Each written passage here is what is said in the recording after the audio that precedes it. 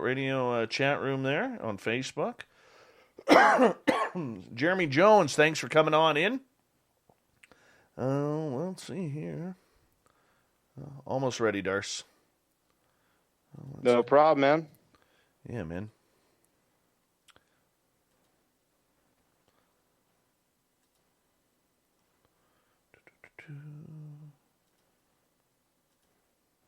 Okay, we got about a minute and a half here.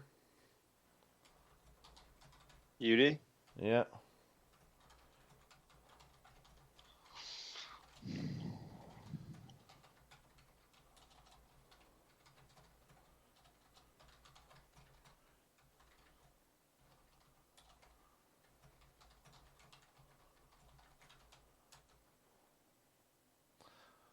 All right, as we continue on here, let's make sure we hit that because we kind of are live. All right, Mondak, nice to see you, my friend. Martin R., good to see you. The lovely Kira, our beautiful wrench. Michael Lestuca, nice to have you here, my friend. Thank you for joining us. Let's see. Uncle Dale, you cannot win the lottery with your own stash.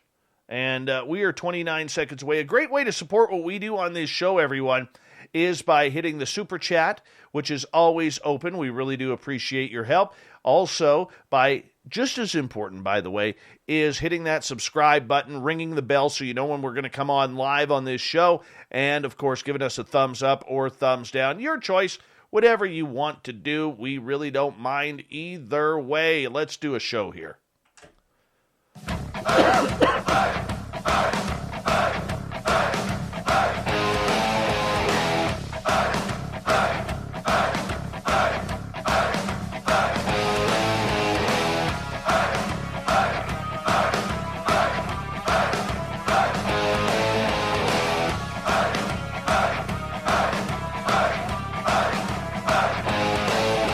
From the mountains of central British Columbia to you listening around the world, this, my friends, is Spaced Out Radio. I am your host, Dave Scott, sitting in the captain's chair of SOR headquarters. We welcome you to tonight's show on our terrestrial affiliates around North America, digitally on TalkStream Live, Revolution Radio, and KPNL. All of our archives are free for you by going to youtube.com/Spaced Out Radio. Just do old Davey the favor, hit that subscribe button. You can follow us on Twitter at Spaced Out Radio and on Instagram at Spaced Out Radio Show. Our website is spacedoutradio.com, where we have a plethora of features for you, including rocking out to Bumblefoot and reading up on Captain Shirk's SOR Newswire. Tonight's show is brought to you by Chive Charities. Help make the world 10% happier by visiting Chive Charities today. You can find them on our website. We are talking crop circles tonight as videographer, documentarian, great-haired gentleman, Darcy Weir, who also has a fantastic beard, by the way. He writes, films, edits, and produces documentary-related subject matter. He's been doing it since 2012, and he's getting pretty successful, especially in the phenomena of the weird and strange and supernatural. He has done documentaries on Sasquatch, on UFOs, on crop circles, alien abduction. He is right in there, and the best part about it is he's an indie distributor, which means that he literally is doing this all on his own and really trying hard to break through without somebody pulling the strings of what he can and cannot say. It is rebellious. It is great work. I've worked with Darcy for full admission, and I've really enjoyed my time getting to know him over the last couple of years. We're going to bring him on momentarily. Then at the bottom of hour number 3, I will bring you the SOR Newswire, brought to you by Paranoia Magazine. Darcy Weir, my friend, how you doing? Good, Dave. How you doing, buddy? I am good. Now, we do have to apologize because you were going to bring crop circle expert Gary King on, but he got ill. And he just could not make it tonight, unfortunately. And you know what? That happens. A lot of sickness around right now. So we wish him to get better. But thank you for the opportunity to at least come on and talk about this new crop circle documentary, which we'll get into momentarily, my friend. How you been doing otherwise? You're originally from Vancouver, but right now you're hiding down in Texas.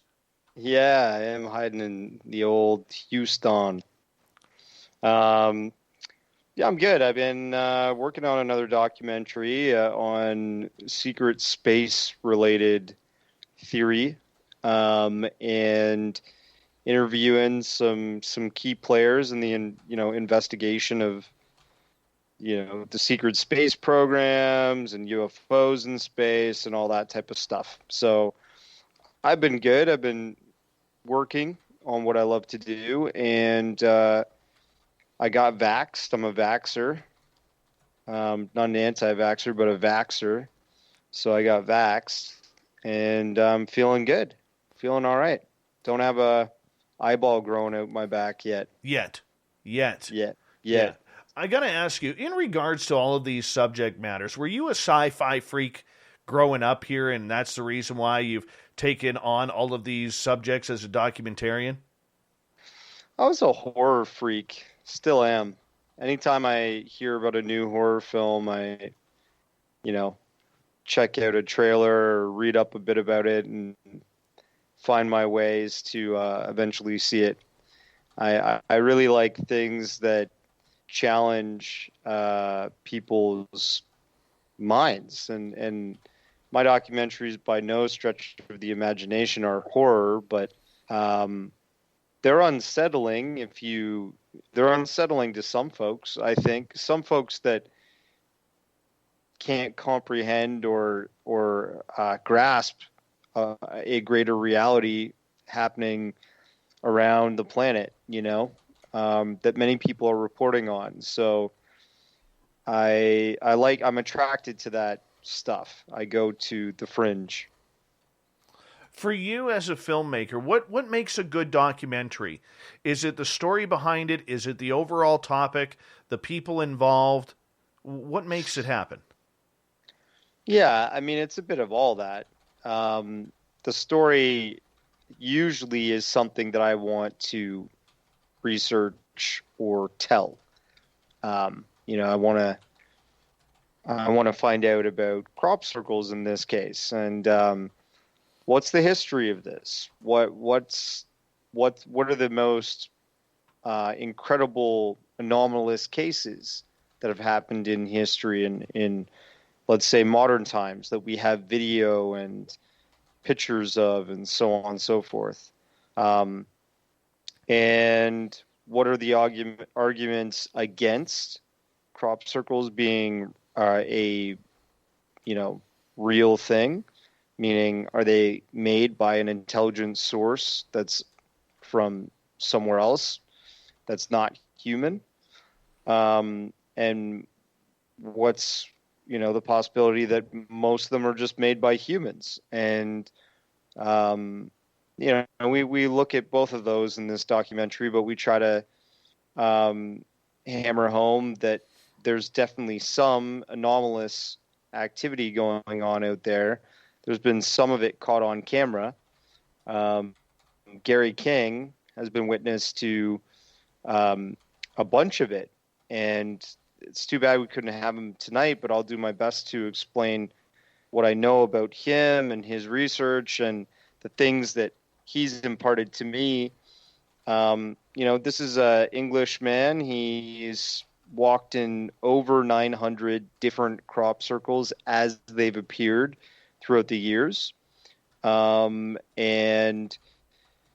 he had an experience called 777, which happened, July 7th, 2007.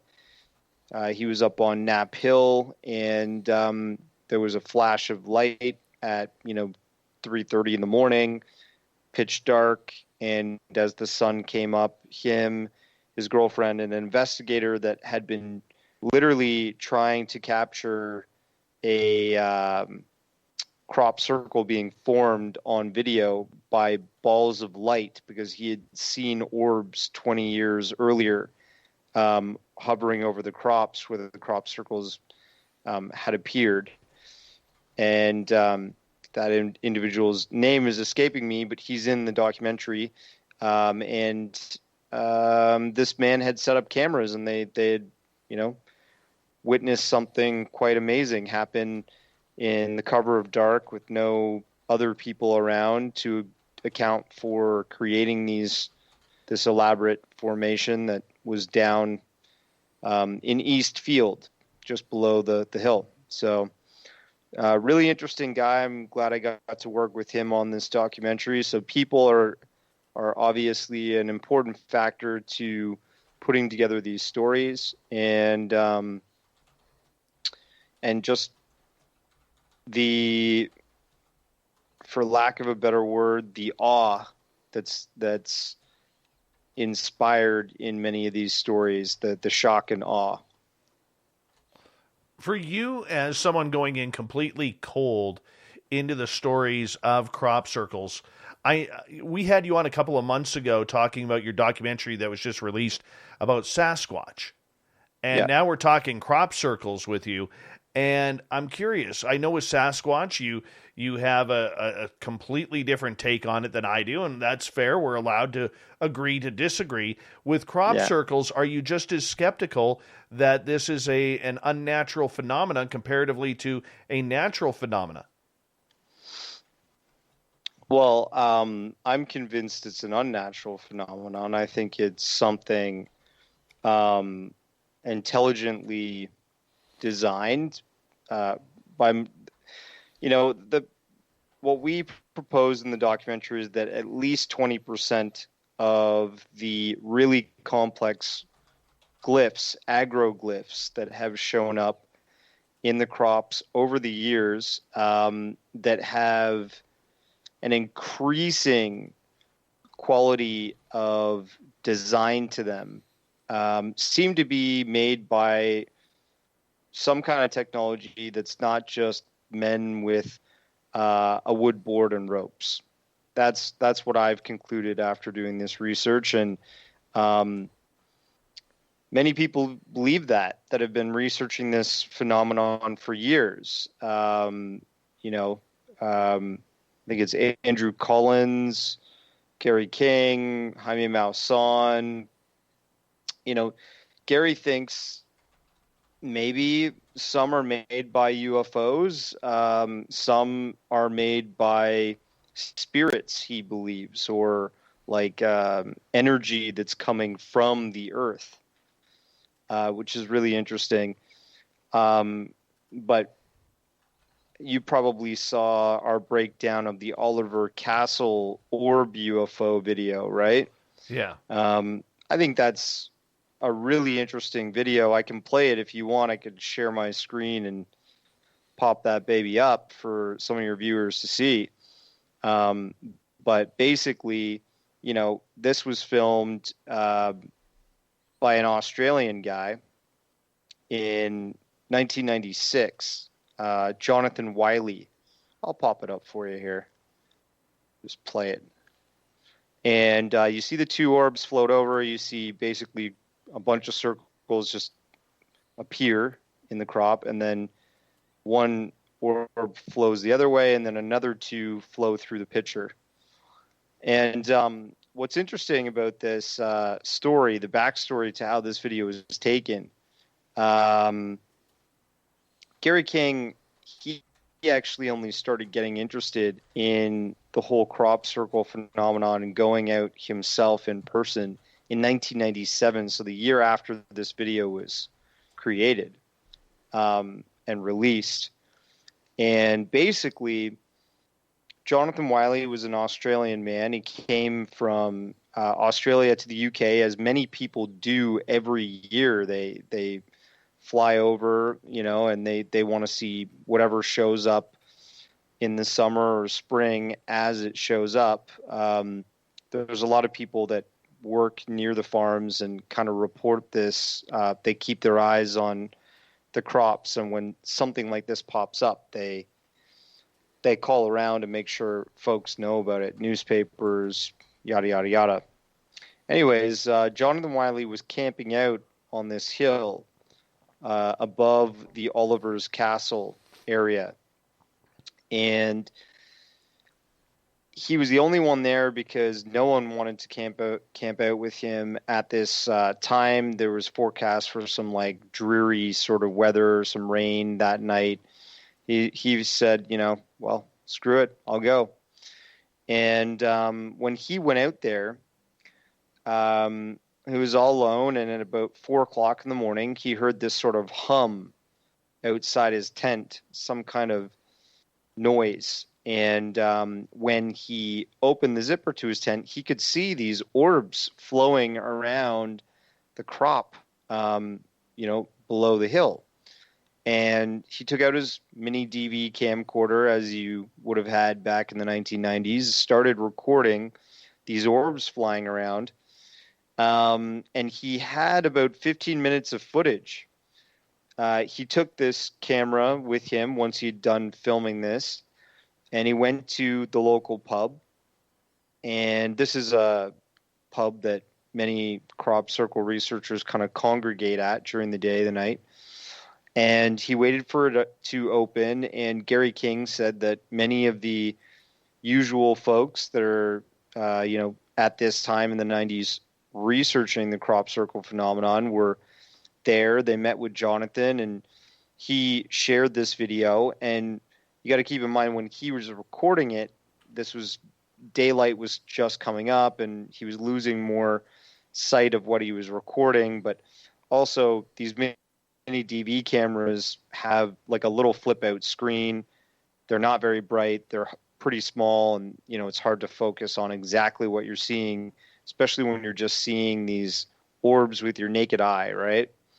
So he ends up showing this video to them, and that's when everybody else realized, hey, when you put this on the TV screen, we could see that this formation, this actual crop circle, shows up. It gets laid out while these orbs are flying around. And that's how it all started. Now, this guy I think his name's Aaron Sorensen, who's a bit of a crop circle hoaxer. He came along and convinced Jonathan to share the mini DV tape with him and said, I'm going to edit it. I'll make this great documentary for you. I'll, help you market it, all that stuff. He handed over the tape. This individual has later come forward since this time and said, hey, this video is, I've lost most of it, but there's only 15 seconds that I salvaged from it. And he's also said to the public that he was the one that created many crop circles in the past. So Gary doesn't believe a thing he says. He thinks he's a bit of a jerk, and I don't blame him, I guess. And I think the video has been really well analyzed by many different sort of video researchers. And what they say, there's another filmmaker named Terry Toffness. I think he's from Norway. He made a documentary on crop circles, and he analyzed this video with a Disney animation team in 2004. Still some time ago, but not as old as 1996.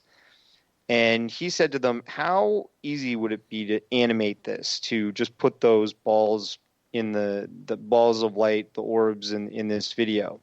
And they said in 2004, well, there's a couple things we look for as animators. Are there artifacts that are present as the orbs go along? Do you see artifacts, right? And on top of that, where are the orbs going, and where's the landscape as the video is being recorded? And what they noticed is that there was no artifacts where the orbs were moving. The landscape is moving because he's recording with, one hand and trying to keep this steady. The horizon is moving, but these orbs are staying, they're flowing completely naturally over the landscape in the exact sort of location they would be going as they're flying. So they said it would take them probably in 2004 a week to make that video, and it wouldn't look as natural.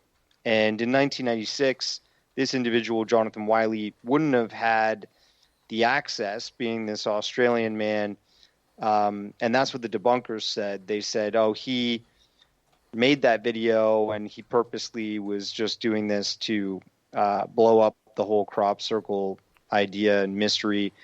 And that's just not the case, because the video wouldn't have been that easy to make. And even today, when we go through it, with our video analysis, it seems to be very real. When it comes to crop circles like this, why do you think there's so many hoaxers in this? Why try and debunk it? Well, the interesting thing that I heard Gary say the other day was that they actually linked Doug Bauer and Dave Chorley to the government at one point in the 90s. So what you got to realize about these folks, when they came forward, crop circles were really starting to show up en masse more and more as the 80s. It started in the 70s. It was getting lots of coverage in the UK on television and such, newspapers, all that. 80s, 90s, it's at an all-time high of interest. People are, like I said, Jonathan Wiley came over from Australia, but you got Canadians, Americans, French, everybody and their mothers, let's go check out the crop circles. So 1990 rolls around, and there was actually, interestingly enough, in that same field, East Field, which is a prevalent place that these crop formations show up, this massive design shows up. And this attracted a lot of attention. The farmers were pretty pissed about it because basically all of these people were driving out to the countryside to see this recent crop formation that showed up in Eastfield. And they were jumping the fences. People were walking onto the property uninvited and walking through the crop circle. And there were so many cars apparently lined up along the side of this farm that the police was just handing out tickets one after another, just hundreds of cars. Well, this was 1990 that showed up, and literally like a few months after that, going into the next year in 1991, Doug Bauer and Dave Chorley show up and they say, we made all of the crop circles from now previous to the 70s. We're responsible for all of them. And they take out a wood board and some rope, and they start crunching down the crops with their feet. And they did a demonstration, and the media glommed onto that, and they basically said, the mystery is solved. It's Doug and Dave. And Gary and a bunch of researchers found out that these guys were being paid to basically go on tour to talk about how they were hoaxing everything. And there were so many holes in their story, so many things that just didn't add up. If you look at that video with the orb, that's a very common phenomenon. Many people have seen orbs around the fields where crop circles have shown up.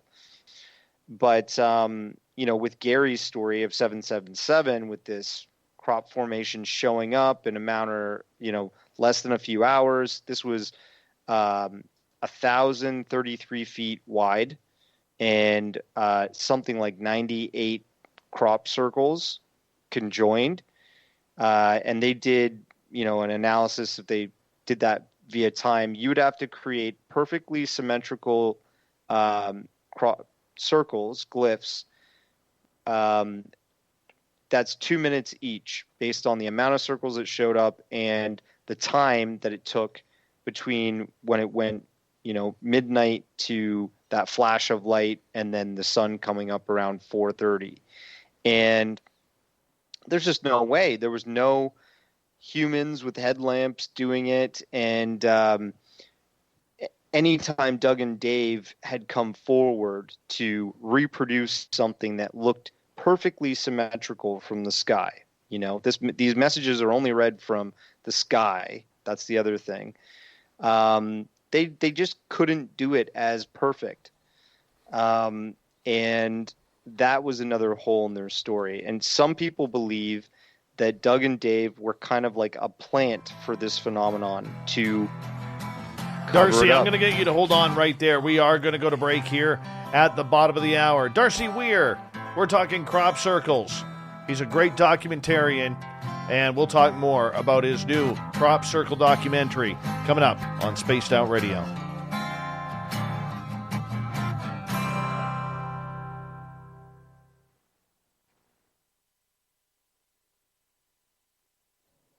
All right, we're clear, dude. Cool. Yeah, we'll continue kind of where you're leaving off here, and because that's actually a good line of questioning here.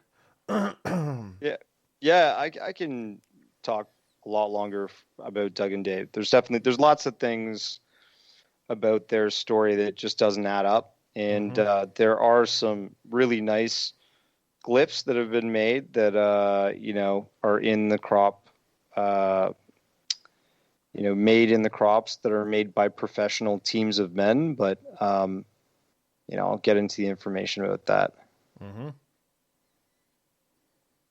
Definitely, dude. We'll get into it big time. Cool. Big time. Cool. What's been going on with you though? Nothing, man. We're building a new website for the show. That's we're still a little. I was hoping to have it launched this week, but unfortunately, we're not going to. It just needs a little bit more time.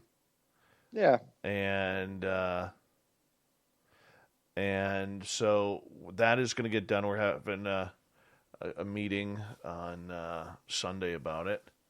And then Nice. I also have to we're not, like, even though you and I are on camera, it's only me on YouTube right now, and we're in the process of switching that over. So that way we can do all of that. And, excuse me. And so, hopefully going to get that taken care of pretty soon. Do I need to have my video on then? No, Is that what you're saying? No, it's just you and I hanging out, man. Cool. Just you and I hanging out. Cool. So when I share my screen, none of that actually shows up? No, but it looked good. Not going to lie. It looked good. That's funny. That's cool. Are you still doing the gig during the day at the dealership? Yeah. Shit, dude. Yeah. You must be tired. How do you pull this, man? You on meth or something? No. You know what, dude? It's something that I'm up anyways. Yeah. It doesn't matter how tired I am. I am. You're a night owl. You're a night owl. I'm a night owl. Yeah. All right, I'm just switching my camera off because I'm gonna just relax a bit more so I can tell these stories. You go. But we all know that you can only tell stories when you're naked, buddy. Yeah, exactly. For sure. How's the wifey? She's good. She's in the other room chatting with her girls. Nice. All the goss. They love the goss, man. How's your wifey? Good. And the kitty? He's good, man. He's good. Finished strong in hockey, and I'm gonna send him down to the Lower Mainland once hopefully this summer, when COVID kind of calms down, to get him some proper hockey instruction. The coaching up here is terrible. It's terrible. Oh shit, really? Yeah. Well, just don't have the probably. I mean, as soon as you get a little bit too far away from the big cities, people start to lack effort. Not you, obviously. Yeah. You're like a human dynamo, but I could see coaching just not being, top A1 top quality over there, right? Yeah, it's they mean well, but they don't know what the hell they're doing. It's shit. And as someone like me, where dude, I used to coach pretty competitively. Yeah, well, you were a hockey commentator or a reporter too, right? Yeah, Journalist. yeah. So I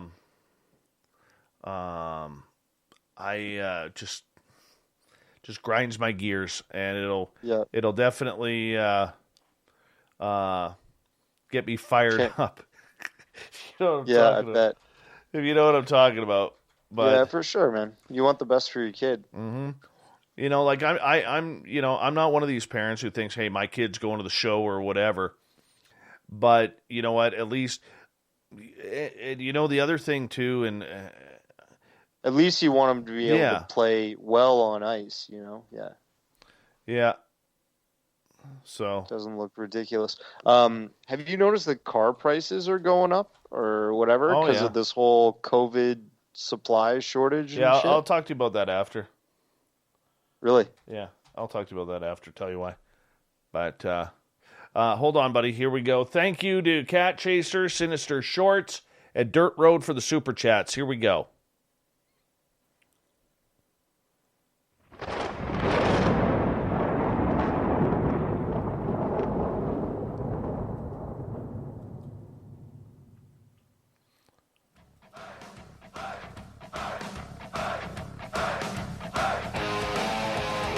Second half hour of Spaced Out Radio is underway. My name is Dave Scott. Thank you so much for joining us. Really do appreciate earning your listening ears. Want to remind you that if you've missed portions of this show or others, check out our free archives by going to youtube.com/Spaced Out Radio. Just do old Davey the favor. Hit that subscribe button. Our website, spacedoutradio.com, where we have a plethora of features for you, including rocking out to Bumblefoot and reading up on Captain Shirk's SOR Newswire. Follow us on Twitter at Spaced Out Radio and on Instagram at Spaced Out Radio Show. Darcy Weir is with us. We're talking skepticism in the crop circle realm. And Darcy can be found all over the internet on Hulu, on Tubi TV. He's got documentaries on crop circles, Bigfoot, UFOs, aliens, ET contact. I think he may even have one on Where's Waldo as well. Darcy, welcome back. Yeah, that's the next one. Yeah, thanks for having me, man. I guess I was talking about Doug and Dave just before we went on the break there. Yeah, so for people who are just tuning in, remind us who Doug and Dave are. So Doug and Dave are two British country bumpkins that claimed to have made every crop glyph, every agroglyph or crop circle, in another word, from the 1970s on to the 90s. They said that they did it by taking a wood board and rope and just stepping on the board, holding onto the rope with, giving it some direction, and they would spin around and they would make these elaborate designs. But there's two problems with their, there's three, maybe four. First one is most of their designs are not as elaborate, not as well constructed and symmetrical, don't look almost perfect. And the other thing is that they damage the crops. They kill the crop. As soon as you put that force down on the crop, you're going to break the stalk of the plant. And something that you'll notice in the documentary is that these designs, these massive glyphs, show up in many different crops. They don't just show up in hay, wheat fields that are on a flat terrain. They'll show up on hills of canola, which are big flower plants that have stalk as thick as celery. They'll show up in barley, soy, corn, you name it. And these are all different mediums to work with. If you're working with canola, for example, if you were stepping on that with a wood board and rope, you would crack it in half, pretty quickly. It's fragile and thick, the stalk. And then on top of that, the flowers would get sheared off. And Gary King has even talked about where he saw some hoaxers proved that they could make it on in a canola field, and they did a flyover, and the flowers are all ripped off. They're strewn about. It looks like a slaughterhouse for flowers, let's say. But we look at a fresh crop circle that was made in a canola field that Gary walks into in the documentary. And the interesting thing is that in that design, now this was a 3D geometric design. It was a circle with a cube floating in the middle of it. And this was done on a hill, so not a flat terrain. It was symmetrical from the sky. It looked, perfect. And the flowers were still on all the plants. The stalks were not broken. They were just leaning down in the right direction, in the proper way, in order to look the way that it did. And what you'll notice is, he's there during the day when it's bright and sunny, and half of the design, the flowers have actually leaned up to catch the sun more.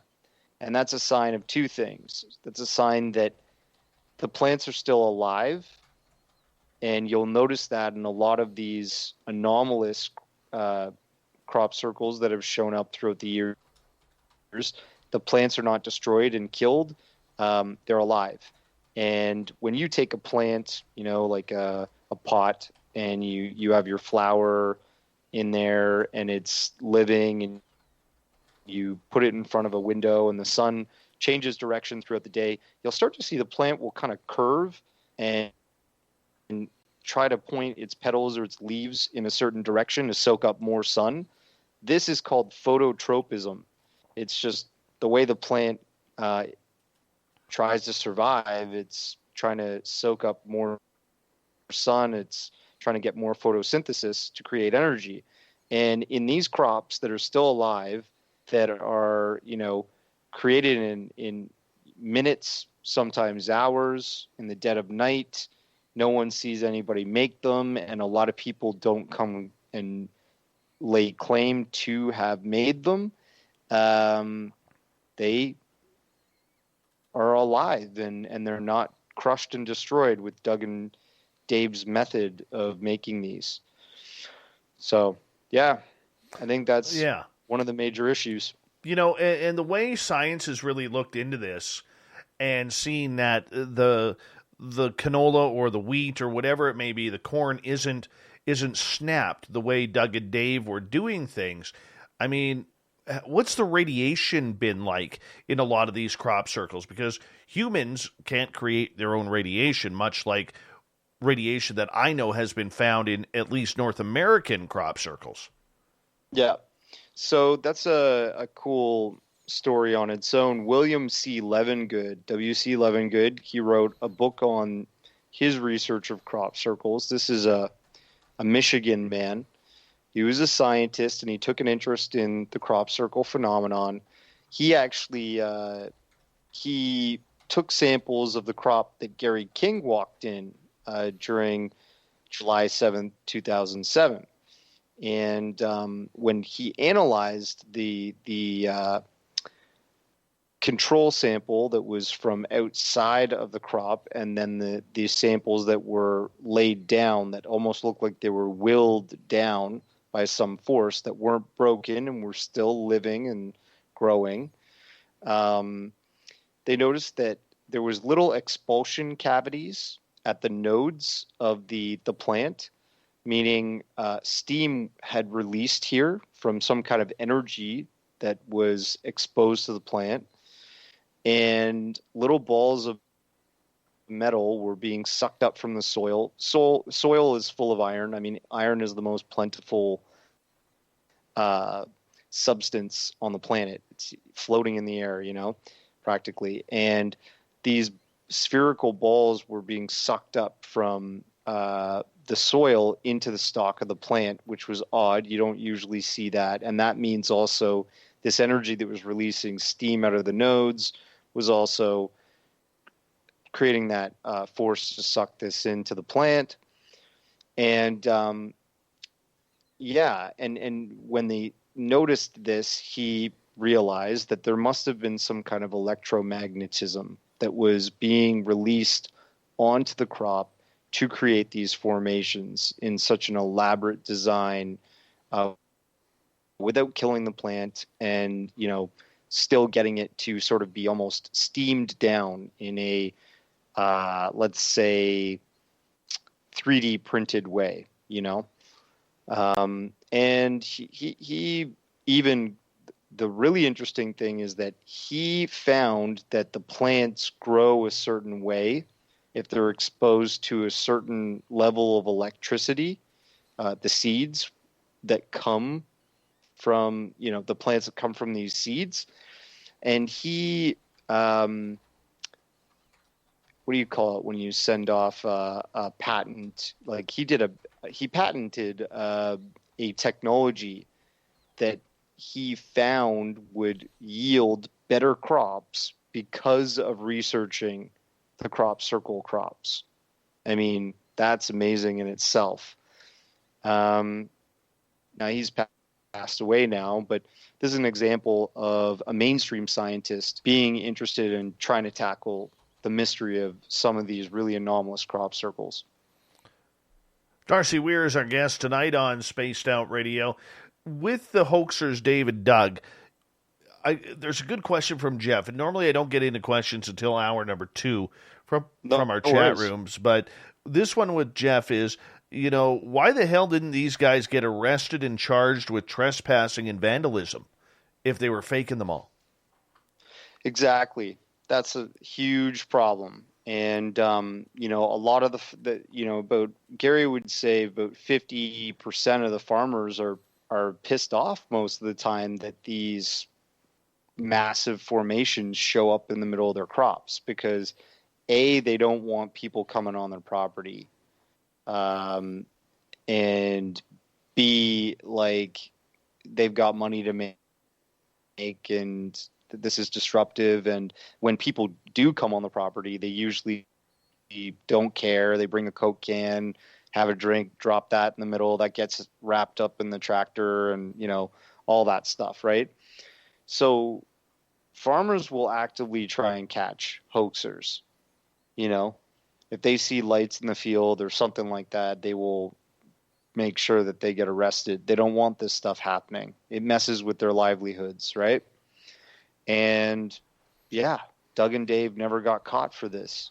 So they said that they had headlamps and they did it really, cleverly and whatever, but it doesn't add up. Yeah, but if they're admitting to a crime, they should have been charged.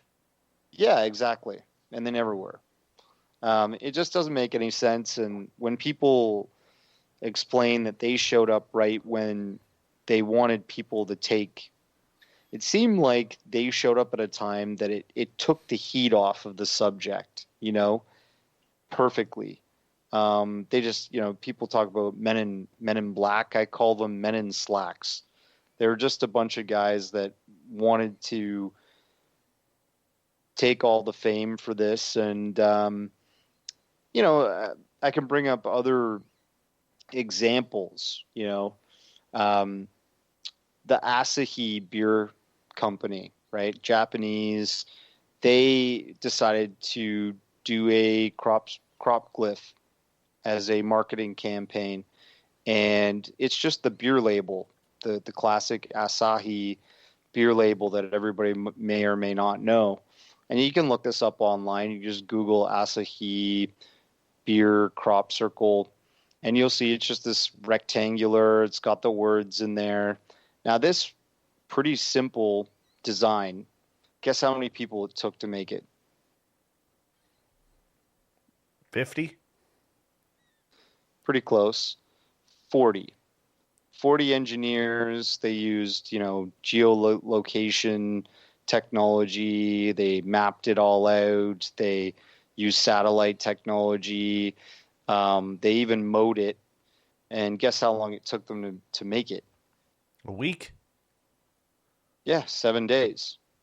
So, and then you see the 777 formation, or you see the Bolton crop circle. I love talking about this one. Have you ever seen the one from 2000? No. It basically, it looks like one massive kind of Pokemon ball and then two neighboring balls connected to it on the right and left, and then hundreds of emanating spheres coming out of those ones on the right and left. And, people were pretty perplexed by this. It showed up right beside a dish, a radio telescope dish, that's parked right beside the field for looking into the cosmos and looking for signals and stuff, sending signals probably too. No one really knew what this was in 2000, but then if you look up Bolton crop circle 2001, this is what people call the Arecibo Reply. And it's really interesting because at the bottom of the Arecibo Reply, it's this big rectangular sort of glyph. It's got a whole bunch of data on it that looks pretty strange. And at the bottom of it is the exact same design of this strange, circles within circles, emanating out of circles, glyph. And what we found was that this is actually an illustration of a technology that these beings used to send information out into the cosmos. So the Arecibo message was sent in 1974 by Carl Sagan. This is a dish that's now defunct. It's lives in Puerto Rico. It's been pretty damaged recently. It's been all over the news that it's like falling apart. But Carl Sagan put this together. They put a 10-point message out into the cosmos, saying via radio telescope signal, this is who we are. We come from this planet that's around our sun. We're the third rock from the sun. We're humans. This is our bodily form. This is our DNA. And this is the technology that we use, a radio telescope. And what we get in the Arecibo Reply is a 10-point, as you go down, you can see their bodily form. It's this big sort of egg-headed creature with almond-shaped eyes. Their DNA, they apparently have silicon added to their DNA, which is very different. They inhabit the, I think it's the fourth rock from their sun, and it basically shows like 4 dots together, meaning that they have 3 moons and they inhabit all of the moons as well. And then at the very bottom, it has their telescope, which is a microwave telescope, is what we found that technology would be. So really, really intricate answer. No one's come forward to say that they've claimed, that they've made this. It showed up with a face, too, in the field next to it. And, Carl Sagan is another person that just denied any existence of UFOs or any other intelligent life interacting with our planet. He denied the whole crop circle phenomenon while he was alive. And you get these messages that are replies to his that are sent out in space. And these messages show up right beside in the Bolton crop circle area, right beside a massive radio telescope. It's like, hey guys, we're here. We got your message. This is our reply. I want to ask you about the crop circles because there's so many different elaborate designs that we've seen, from circles to squares to all sorts of amazing shapes, that just baffle the mind, and the artistry is incredible. It's an impossible question to answer, but what is the theory on whether or not these crop circles, Darcy, are of some sort of navigational chart or some sort of message to other beings from above, let's say? Yeah, I mean, that sort of theory was posed in the beginning of the movie Signs. I like that it was kind of this waypoint for an invasion tactic, strategy. But I think what the real use case of these really incredibly geometric messages, like I said, the message that showed up in 2000, the Chill Bolts in 2000 crop circle, we later in 2001 fully decoded what that was with the rest of the Arecibo Reply. And I feel like we constantly get that in this phenomenon, because whether you believe it or not, there's continuity to this messaging. It's happening every year. It's not going away. I mean, even in 2020, we had a COVID-19 formation show up. And, whoever is creating these messages is watching us. They see where we came from. They see where we're going. They seem to be concerned. It's a peaceful messaging, so it's not like Signs. It's like an empathetic sort of messaging. And it seems to be evolving. When they first started showing up back in the day, they were just more simple concentric circles. But, just like you said, there's some super elaborate designs. And I think we're still trying to decode what they fully mean. But if people say to me like, well, if you're creating a crop circle and you know that these beings speak English, why wouldn't you just put in English, we are aliens from planet whatever, blah, blah, blah. And it's like, okay, well, that would be an easy formation to make to get a message across. But wouldn't you also be debunking yourself? Because then you could say, well, humans made that for sure, right? But if you're making something that's incredibly complex, that shows up in the middle of the day or right after the night rolls over into the day, and no one's around to account for it, and you have the first boots on the ground actually being the first footsteps in the circle to be made, well, then you can say these designs are being made by an intelligence that's not human. And I think that's the point. It's this geometry that is so complex that we can't even fathom how they made it in this crop to make it so symmetrical and so perfect from above in such a short amount of time. We can do it. It just takes more time, and it takes teams of people. And you're not going to be able to hide that information. It's got to be planned, and you got to make a deal with the farmer and stuff. But the ones that show up anomalously seem to be from an intelligence that's not us. And they're proving that by showing how complex they make these designs. It's almost like saying, figure this one out, will ya? Right. I mean, that's just exactly what I'm talking about, because, I mean, they're so precise that there's always a human error to something. And with these crop circles, the real ones, that is, there doesn't seem to be any room for human error, as we got about 1 minute left.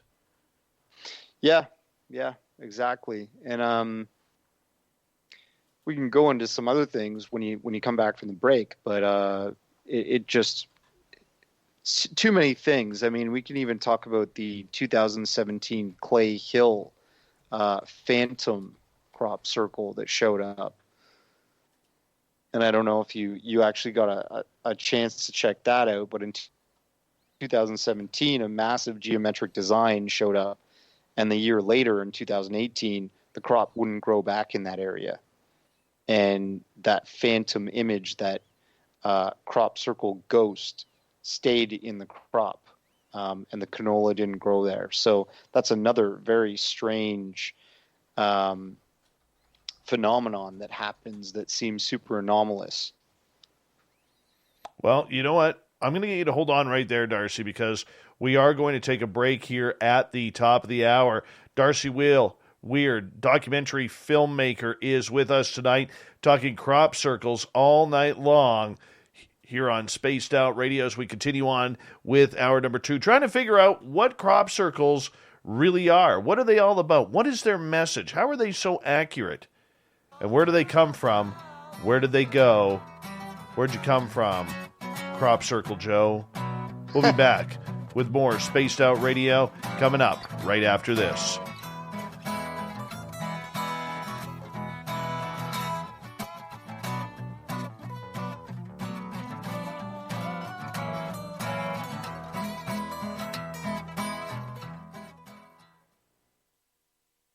All right, Darcy, I'm just going to run my dog, so I'll be right back, okay? Yeah, sounds good, buddy. You'll hear dead air for a while.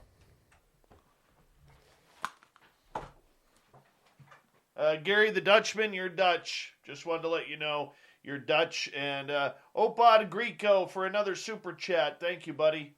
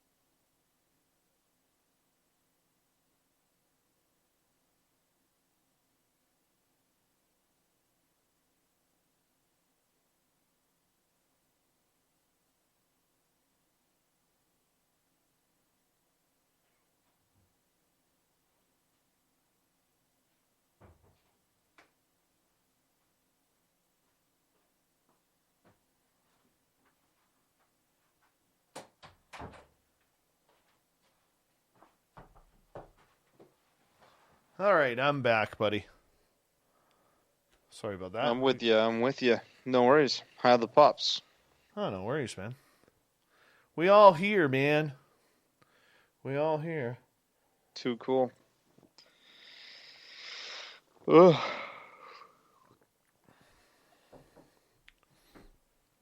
Give me 2 seconds here. No worries.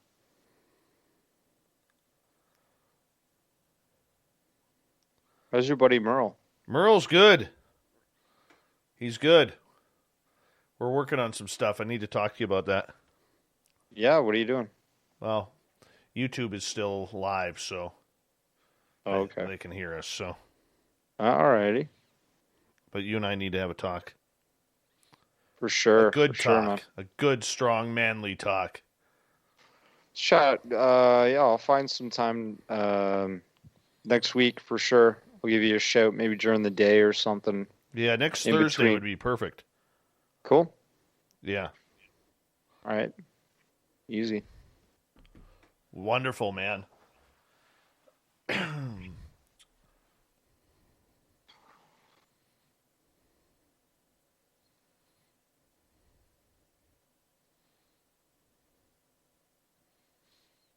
right, 25 seconds.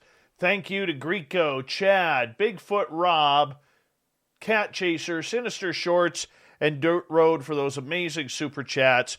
We absolutely love it around here. Thank you so much for your love and support. Thank you for everyone giving us a thumbs up. Thank you to everyone who's hit that subscribe button. All the veterans listening to this show, here comes hour number 2.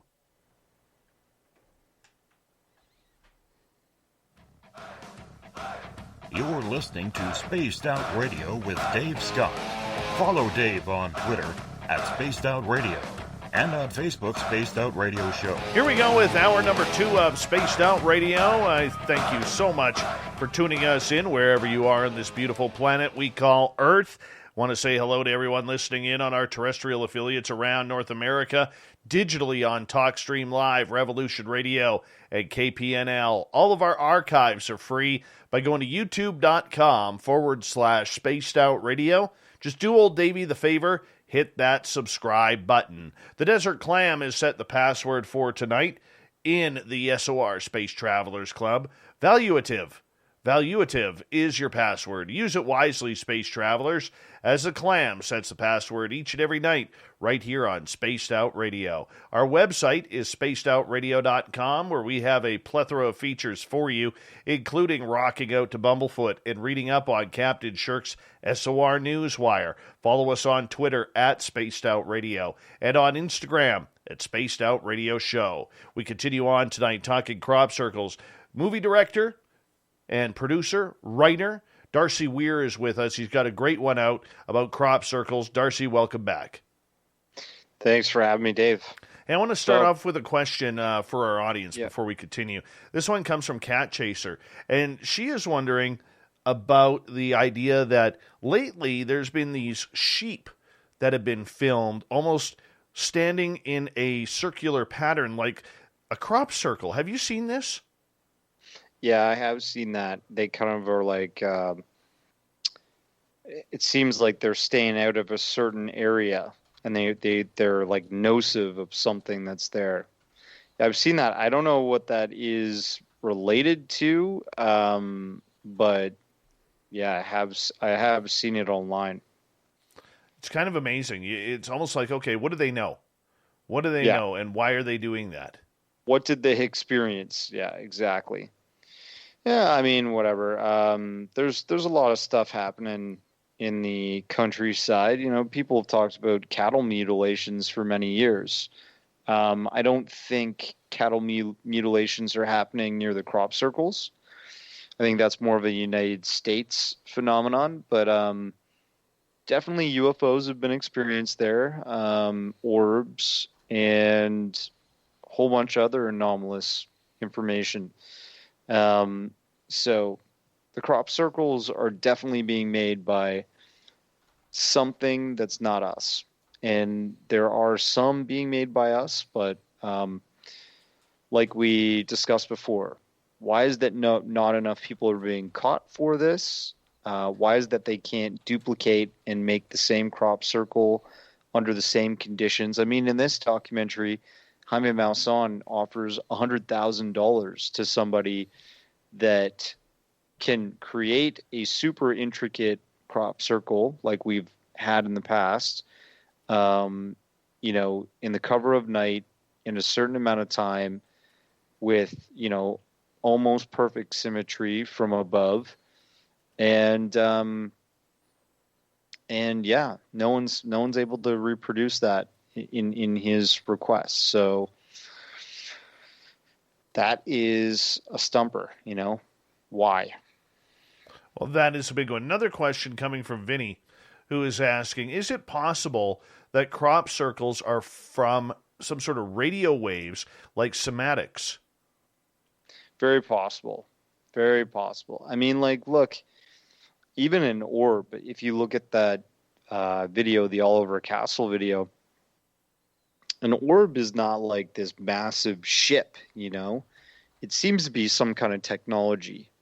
And if that technology is releasing these radio waves to create these glyphs in the field, that would make sense.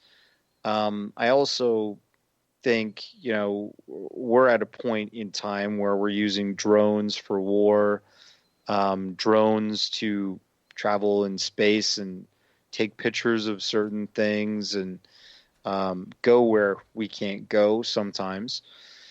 It's very possible that there's a intelligent race out there that's figured out how to use a different technology of drones and maybe orbs and or maybe even if you're able to send some kind of information across space and time, and you can manipulate the atmosphere of another planet, you can, there's plasma high up in our own atmosphere.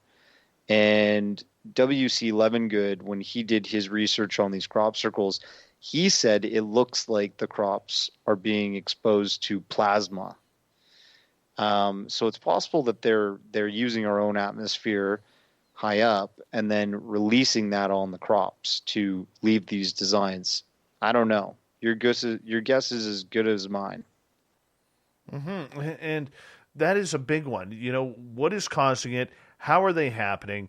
Is there some sort of natural phenomena? But even with natural phenomena, which is very highly plausible, we really have to also look at the idea that why isn't this happening, on a daily basis? If it's some sort of Earth-like, something coming from inner Earth. I mean, granted, there's earthquakes every day on this planet.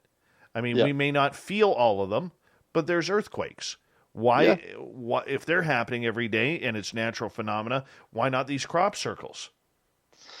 Yeah, some people do believe that it's like a message from Earth to Earth. It's almost like a Gaia type thing that's going on. But I don't know enough about that. It could. People have reported those balls, those orbs coming from out of the ground and then hovering around the crop and then flying off. So that's another thing that's been highly reported. And that doesn't seem to, me like they're coming from the sky. So that's, where's that?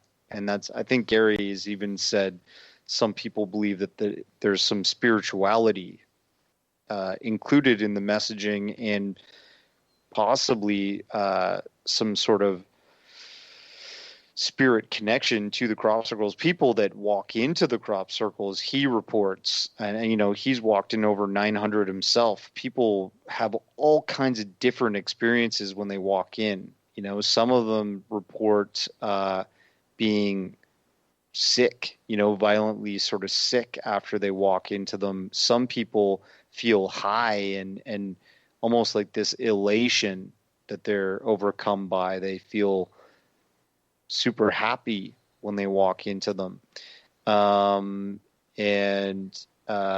He always recommends when people walk into them to just, before you do, have a completely blank mind and think about, before you go in, clear your mind, then feel what you feel when you're there. And then when you leave the crop circle, then think, how was I just before I left the crop circle and just before I went into it? He even said that he had a friend that suffered from like sort of a throat cancer. She went into one crop circle, and she has a hard time swallowing and all this type of thing. And when she came out of this crop circle walk, she was able to, swallow perfectly for like 3 weeks. So some people believe that there's like a healing factor. But, many people ask why the UK, why this area called Wiltshire. That's something we didn't really mention before, but Wiltshire is the common area of country land, farmland, that these formations always show up.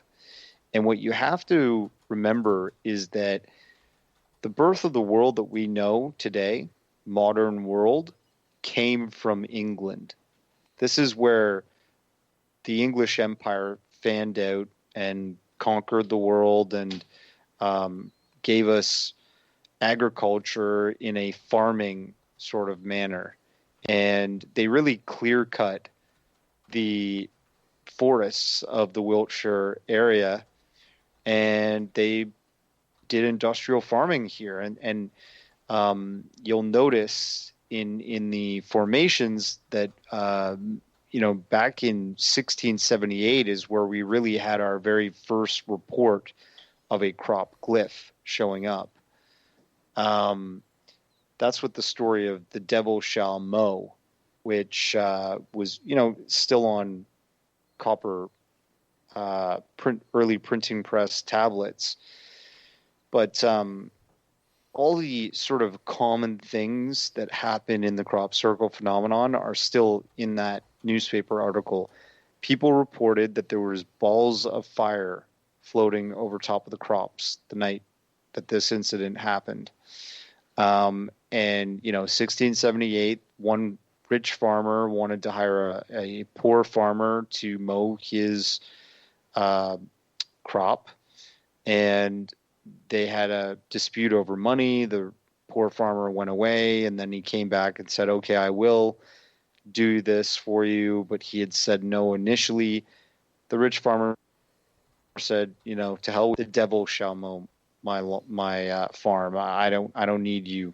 And the next day, these massive, perfectly symmetrical designs were put into his crop, and it looked, they said, like the devil's work, because it showed like the sign of perfection. And my theory, many other people's theories, is that there's a continuity of messaging. If you're going to leave these messages in one area of the world where it's getting enough attention anyways, like it has over the years, making news headlines, being on TV sometimes, being in documentaries like mine, you're going to continually put these messages in the fields of Wiltshire, because this is where you're going to have people know to go back every year to look for the new message. And, I always say this, like, if you have a friend who starts messaging you on Facebook, and then they message you on WhatsApp, then they message you via email, and then they're SMS texting you via phone, it's like you don't want them to have this conversation in 4 different areas. Like, just keep it in one place so you can rely on this continuity of messaging. The story doesn't get lost, and you may find out new things in this conversation. And I think we see that in this. Let's get, if you don't mind, Darcy, I got a bunch of questions from our audience that Let's I'd like, hey, why not include them here? And Aaron is asking, do you think there are military flybys happening after crop circles are found? Actually, yes. There's been reports of not only orbs, but right after orbs have been seen flying over farmland in the UK, these black helicopters are seen flying. And actually, the Wiltshire area is really close to a British military installations. So there's all of that stuff. There's even Air Force personnel out in this area. So it kind of goes hand in hand. Whenever we've had UFO sightings, we've also had military presence. All right, let's move on here. Rye is asking, Darcy, what do you think about the alien holding the binary coded disc that was found in a field? Real? Yeah. Fake? Yeah, I think that's real. 100%. No one's come forward to claim ownership of making that. Again, this showed up, in one night. Massive disc, binary code, silhouette of an alien face. I mean, it's just incredibly complex, beautiful. And one of the messages in the disc is much pain, but there's still time. And that is a empathetic message. It goes with what I was saying before, that somebody is saying, we can see you, you're not alone, and we care. We want to, see you succeed, not destroy yourselves. And I think that's something that's constantly shown in crop circle messaging. I mean, when I look at that one with the alien face, which is the prototypical gray, I look at it, man, and I just think it's not typical though, because even its eye seems to have a what do you call it, like an iris, and the grays have been said to just have big black almond eyes. That thing has a larger head, larger cranium, let's say, but its eyes don't look like Gray's eyes. They look like something between a Gray and us. Yeah, no, and trust me, I understand what you're saying there. Okay, but to me, when I look at that one, I just think, man, if there's anyone that's either been CGI'd or whether it's been humanly done, that's the one I would say I would look to. Well, people say that about Oliver's Castle. Oliver's Castle is the video of the orbs flying over the formation being laid out in the crop. And what's interesting is that there's been photos of the flyover afterwards during the day of that actual crop circle design showing up. So it wasn't just 3D animation. It was literally that video was captured, and then somebody went out and took pictures, did a flyover of the actual crop circle that showed up. So, I mean, yeah, this was a real glyph that showed up, man. Believe it or not. And I think that's one of the things that's so complex. It looks like it's 3D printed. Back in the day, we didn't really know, how are these made so well? And we're catching up with technology now where we can 3D print things that just are perfect, like using AutoCAD and all kinds of design work. Maybe these things have figured out how to 3D print into a medium of crop. I don't know, but that one just trips me out. It's trippy. Okay, with a crop circle like that one, if there's anyone out there that would be investigated by the government, it would be that one. Well, yeah, for sure. I think the government doesn't want to acknowledge any of these, especially in the UK. The BBC is the greatest debunker of all this. In my documentary in 2019, BBC published a news report saying, Doug was dead and his son was playing a guitar in a crop circle. And the whole article, it's 5 minutes, The video is 5 minutes or 4 minutes long, and the whole article goes on to say the creators of crop circles are now completely gone. And it's like, why? Why does the BBC publish that when they know that there's so much more information out there that proves that these guys were hoaxers that did not create all the crop circles? They made some, maybe, but they didn't make the ones that we suspect are, so incredibly well done. We don't know who did them. So it just leads me to think that it's this media campaign, it's this PR campaign to destroy the crop circle subject and make sure people think there's nothing to see here. Yeah, I don't get it. Let's move on here. Kira has a question. She is asking, are there sound frequencies that are inaudible to the human ear detected in crop circles? Now, Gary has worked with people that have recorded things in the crop circles. Yeah, they've recorded electromagnetic frequencies and therefore audio frequencies too. Some people have described also walking out of a crop circle and kind of hearing a hum in their ear. So they're actually affected somehow vibrationally. So yeah, that's very accurate. I think if you look for that information, you'll find a lot more about it online. All right. Vin is asking if you think that maybe the military is creating some of these. No, I think the military,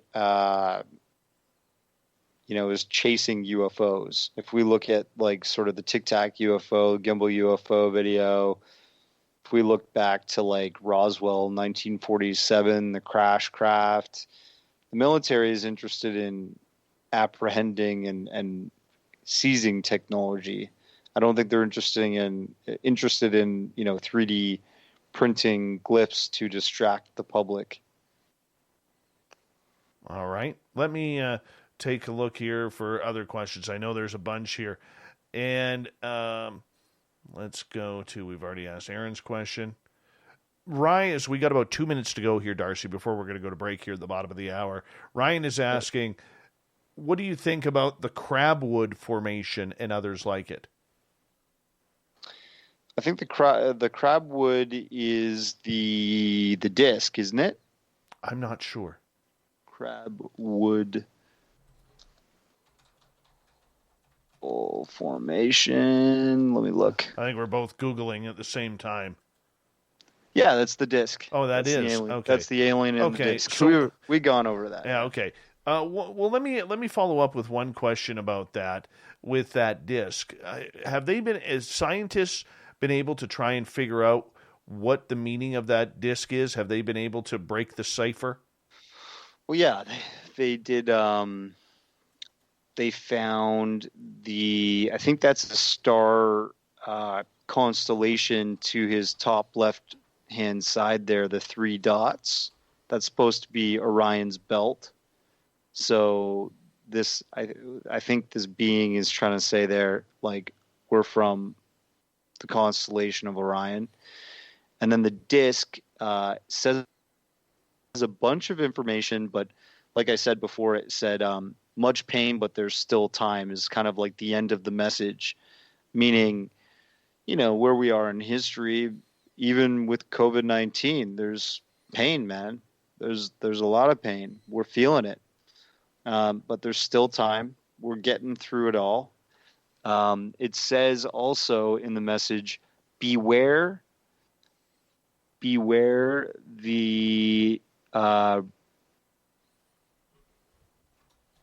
the bringers of false prophets, I think, or their broken promises. Let me just see here. Beware the bearers of false gifts and their broken promises. Much pain, but still time. There is good out there. We oppose deception. Conduit closing. Bell sound. That's apparently what's in the disc. Well, hold on to that thought, because we're going to go to break here at the bottom of the hour. Darcy Weir, Crop Circles on Spaced Out Radio continues right after this.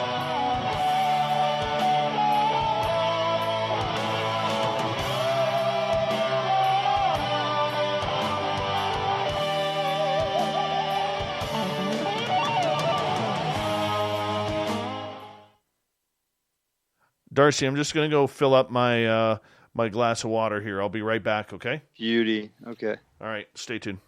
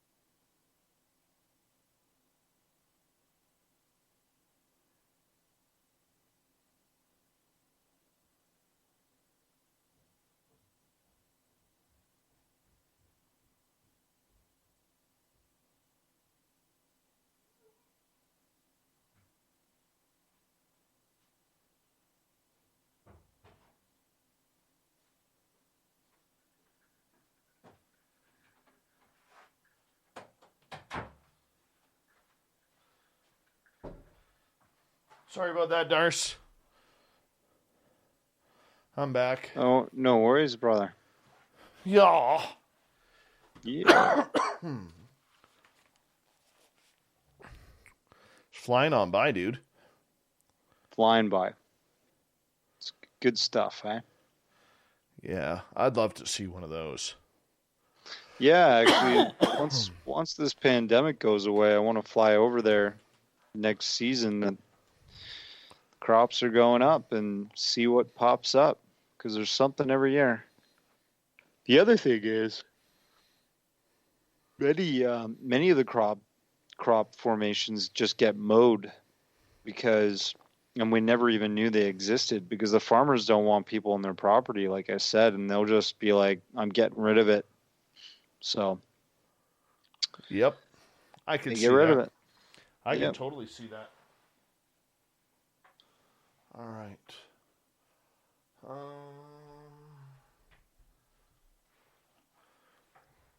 We've got a couple minutes left. Oh, man. Yeah, this is one of those topics that I just think is way too weird. Way too weird. Mm-hmm. It is. It's, I mean, look, you got a little bit of everything there. You know, you got sort of possible contact story. You know, people say, oh, well, and we can get into that after. You can ask me, like, well, if aliens are trying to make contact, why wouldn't they just land? Mm-hmm. And we'll go from there. Yeah, we'll go somewhere. We'll go there. We'll go somewhere. From there. We'll go somewhere, wherever you want. I don't mind. Not a problem. We've got about just over 90 seconds. How many people you got on the chat there? In the chat tonight, we got 122 right now. Nice. Yeah. Where are most people from? All over. States? All over. U.S., Canada, Australia. We get a lot of Australia. Chris Moe is from Austria. Cool. Yeah, trying to see where everyone else is from. The UK, we get quite a few. people who get up early in the morning. John Ballerman's from Vancouver, representing right there. Representing John Ballerman, everybody. He'll be signing autographs after the show. Line up down the middle. John Ballerman. Uh-huh. Gary Vermeer, otherwise known as Gary the Dutchman from Mighty Moose Beard Oil. All of our listeners, go to mightymoosebeard.com and use promo code SOR2019. And believe it or not, you're actually going to get a Dutchman to give you a deal. It's true. Never happens on this planet except with Spaced Out Radio. We make miracles happen. Go support Mighty Moose Beard Oil today. $1 from your purchase will support Parkinson's disease research. Guys, hold on. We're going to get going here with the second half of the show right now.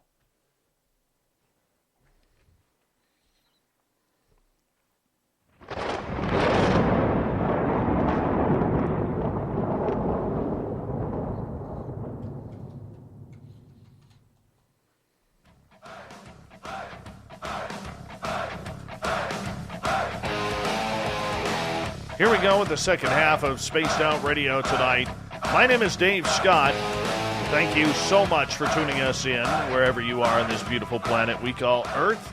I want to remind you that if you missed most of this show or others, check out our free archives by going to youtube.com/Spaced Out Radio. Just do me the favor, hit that subscribe button. Our website, spacedoutradio.com, where we have a plethora of features for you, including rocking out to Bumblefoot and reading up on Captain Shirk's SOR Newswire.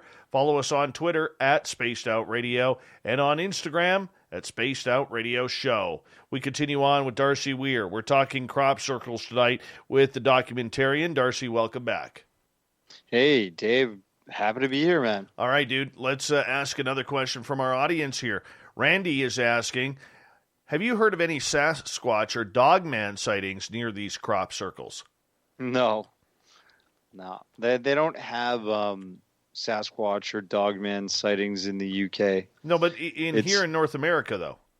Oh, in the United States. I was on a show with Whitley Strieber 2 nights ago, and he was saying that he did a crop circle formation visit in Texas, believe it or not. I mean, it doesn't just happen in the UK. They've been reported in France, Germany, Austria, Australia, in the United States too, Canada even. So, but have I heard of no, I haven't, to be honest. Sorry. All right. Well, let's move on here as we continue on. I think we're pretty much wrapped up right now for audience questions. No, there's one from Joe in California who's got his hair is beautiful. I'm not going to lie. He's got beautiful hair. And He is asking, can farmers claim crop circle loss on their insurance for the damage to their crops? They could only do that if they arrested somebody, if they caught somebody responsible for it. But I don't think they can. No.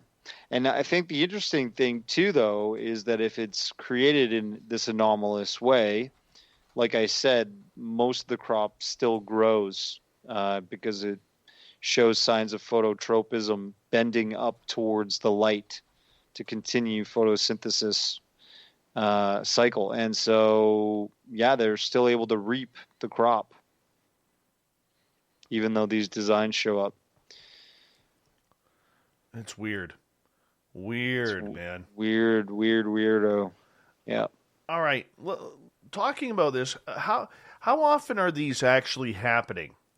Are they happening on a weekly basis? And why do we I'll ask that question first, and I'll follow it up with, why do most of these cases seem to be happening in the United Kingdom? Well, like I said, I believe that it's a continuity of messaging thing. You want to have your conversation in one place, continue it there, and it can evolve, and everybody can hold everybody accountable in that one area. So that's why I think it's happening predominantly in the UK. What was your first part of the question there, buddy? Just why is it happening? Like, how often? Why? Oh, yeah. How often? So Gary King says, here's another thing about, the hoaxers that say that they're the ones doing it. In one night, the most he's recorded showing up is 6 different crop circles in one night throughout many different crops in the countryside. That's a lot of coordination, especially if they're super complex and they're not catching anybody. They're not getting anybody for these crimes. So there are many. Every single year, there's many being made, and not enough people being arrested to account for all of these different designs. So I think it's monthly at least. I don't know if it's weekly. I haven't really looked into how many, but it's yearly. There seems to be some every year. Mm-hmm. Have there been any patterns found out by the farmers or investigators on when these are going to pop up? I mean, they're going to pop up when the crops have grown. So it's summer most of the time. No, right? I understand that, but are there any signs around? Like, is it weather pattern, weather related, or maybe insects or something that kind of detects? I mean, to my knowledge, it's just been happening in the summers or the late spring when the crops have risen, and there's no sort of giveaways or tells to them coming. They just appear. Mm-hmm. Are they always followed by some sort of orb of lights?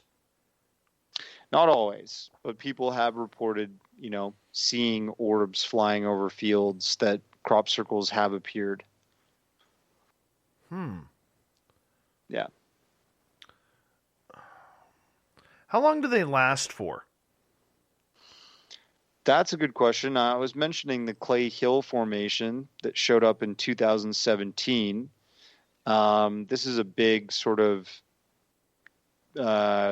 circular formation with a 3D cube inside of it, big square. And the Clay Hill Formation showed up in 2017. I think it was like August. And they last for like a month, just depending on when the farmer's going to mow, take his yield from that crop. Mm-hmm. But interestingly enough, in 2018, the farmer switched to a different type of crop. He switched to canola. And in 2018, the canola would not grow. So we get this phantom design. We get the same 3D geometric design, but it's an absence of a crop. And that's a really strange phenomenon. It's like crop circle ghosts. No kidding. Before I get to more audience questions here, I want to ask you about the farmers. Because, we can sit there as the public and say, oh, this is beautiful. This looks great. How do you cut this down? But for a lot of these sizes of these crop circles, they're sometimes an acre, 2 acres, 5 acres of damaged crop. And they're not looking at the artistry or where these things are coming from. What they're looking at is that just cost me $50,000 or $100,000 or more at times. Have you talked to a lot of farmers about how this has affected them? Well, we feature in the documentary, one farmer put up a collection for cancer research. So some farmers are very open to it. They know that it's beautiful and they don't want to stop people coming to see. So they just say they ask for a donation. But some farmers don't want it at all. And they're money motivated in a greedy sort of way. And they don't want anybody trespassing on their property. So they just mow it right away. They get rid of the design. So there's nothing to even see.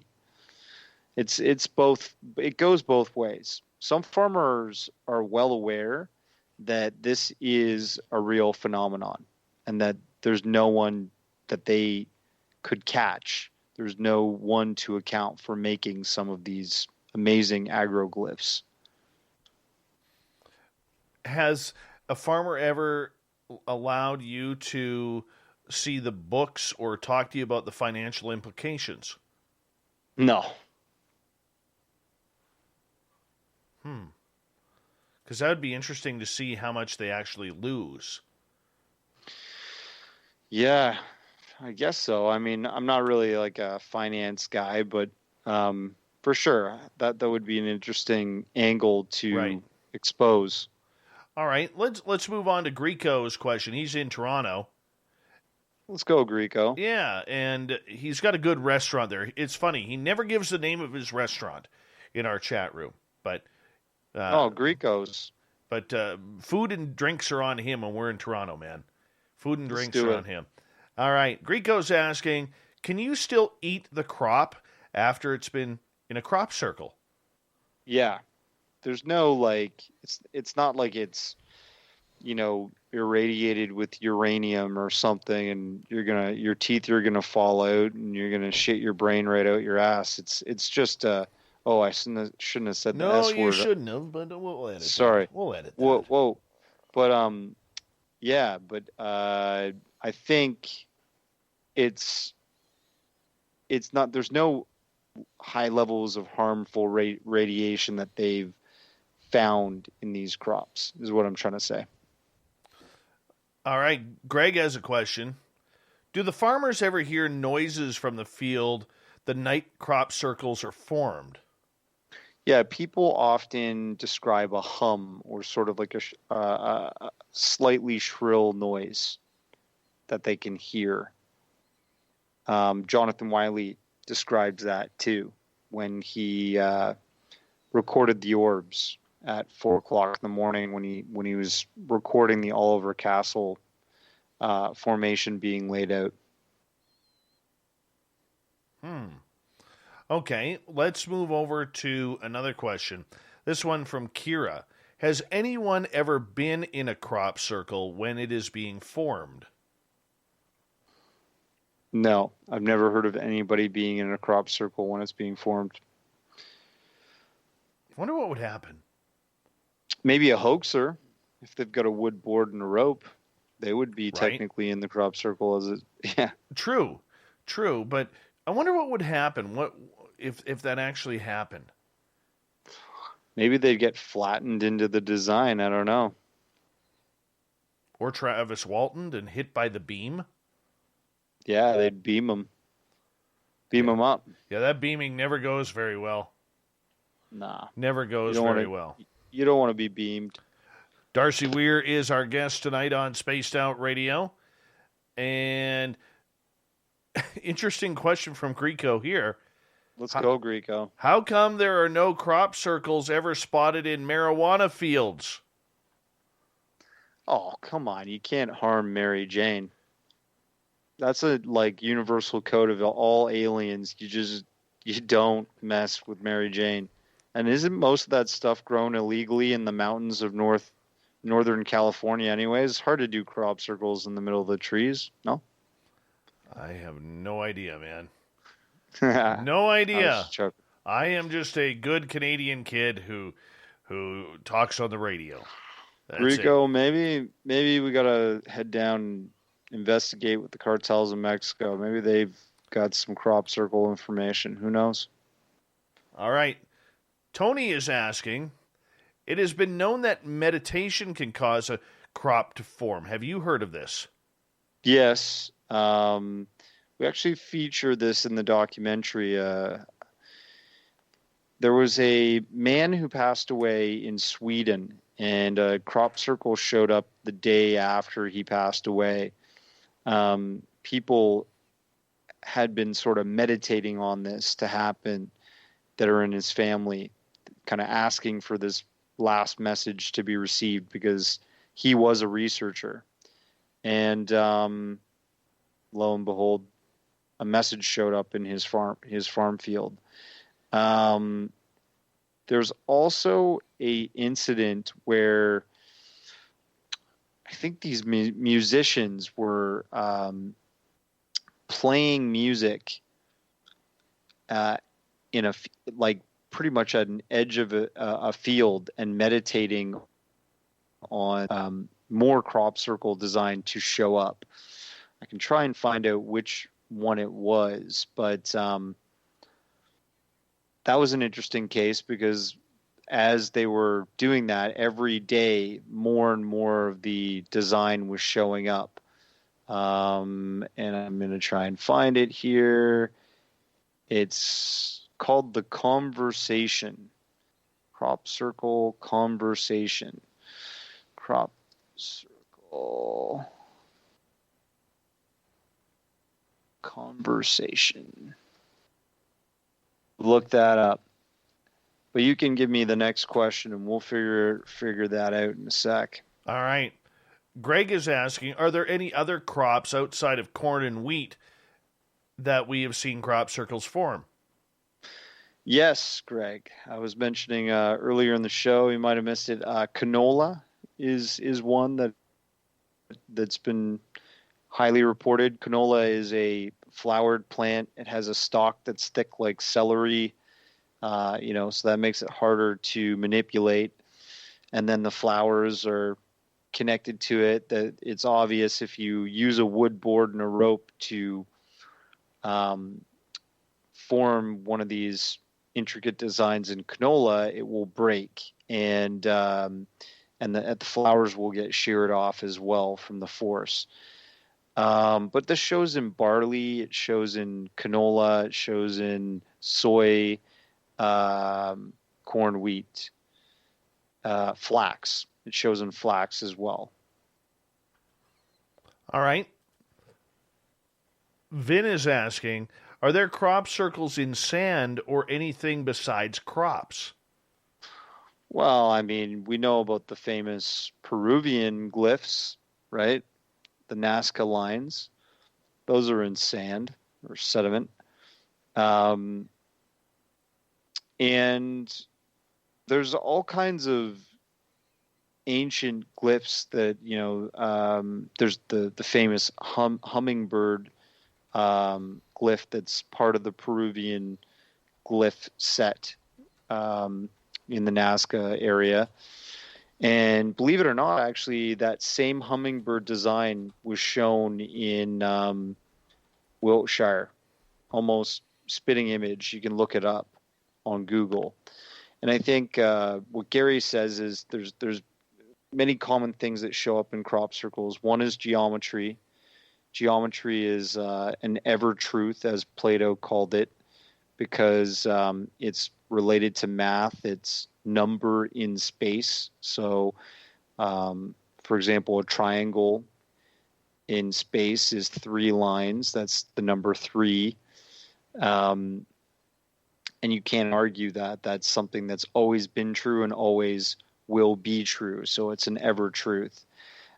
Geometry is also a universal language. And maybe that's why we always see beautiful geometric shapes in the formations.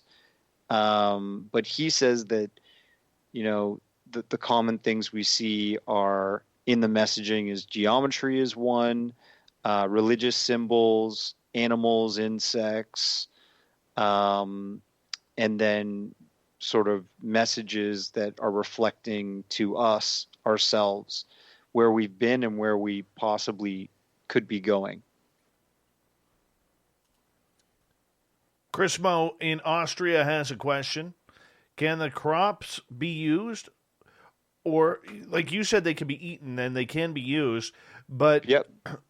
Are any of them, or have any of them been found to be toxic or radiated to the point where they're pretty much dead crops? No. None of that's been found. They have found that some of the seeds will be affected. Their growth will sometimes obviously the crop can be stunted in its growth after it's been leaned over like that, but it can still grow. And then the seeds that are yielded are smaller, and sometimes don't make as big. The plants don't grow as big. So there are after effects, is what you're saying. There's after effects, and we show that in the documentary, the research that's been conducted on seeds coming from these same crops. You've talked to many, many brilliant people about this, not only privately but publicly, and this leads to Jim's question, who's asking, what are the theories out there of what the crop circles actually mean? It's messaging. It's, like I said, it's reflecting where we've been in history, where we're going. The messaging shows concerns for what we're doing to the planet. And it's a constant dialogue. It's showing up year over year. For example, there was a COVID-19 crop circle that Gary did an analysis on, showed up in 2020. And one of the spike proteins is highlighted in this crop circle design. He says that that's spike protein 8, and he called a bunch of the pharmaceutical companies to find out what the relevance of spike protein 8 was. And apparently, in the vaccines, spike protein 8 is the exact protein that is useful for the body to attack.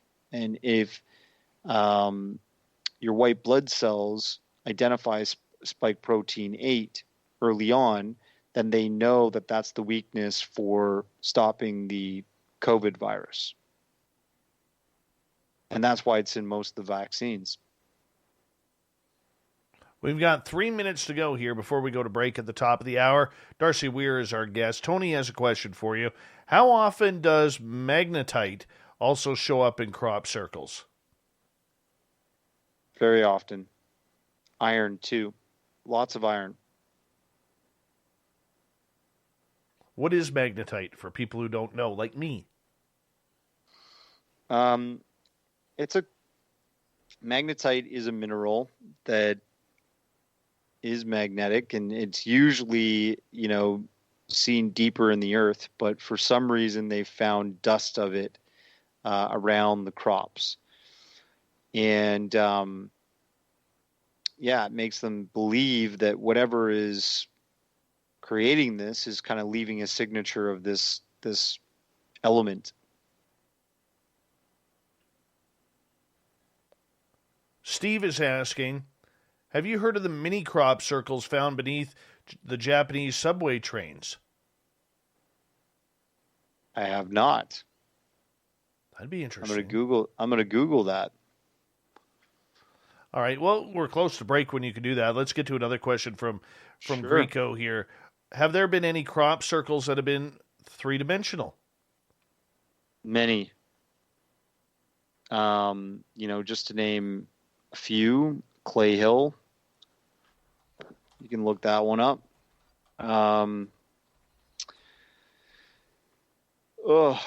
Clay Hill. There's constellations that we've seen, like our actual solar system on the given day that the solar system is aligned. That's another insane gotcha. Like, whoever created this, how did they make it so that they know exactly how the planets will be aligned in our solar system? So that's a really common one.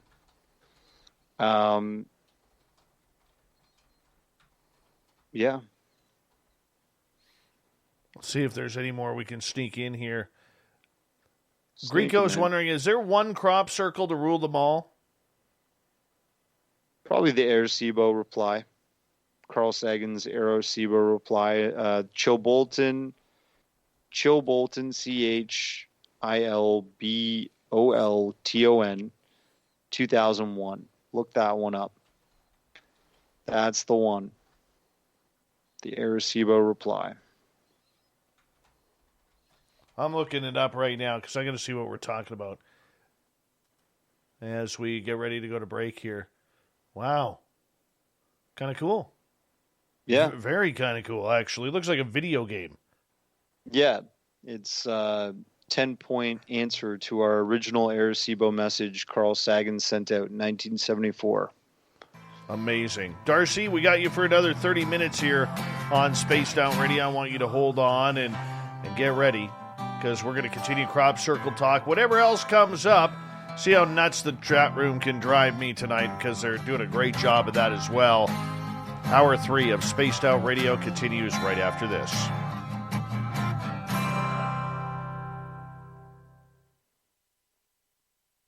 All right, bud, I'll be right back, okay? Sit tight.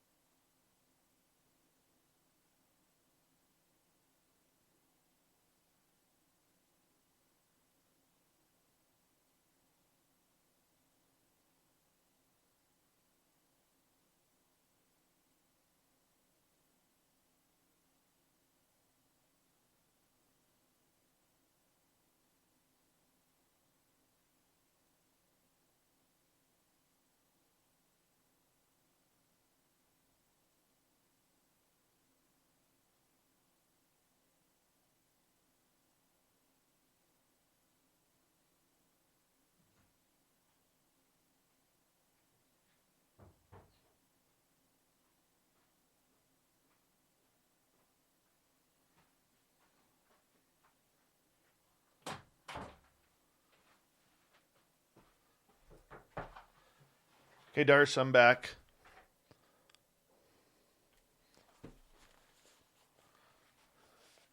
All right. All right, buddy. 30 more minutes, bud. You can do it. Yeah, we're almost there.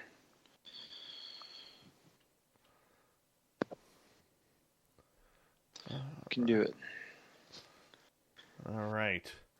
Let's go here. I got to get ready here. Just stick with me through the break when we get to the bottom of the hour.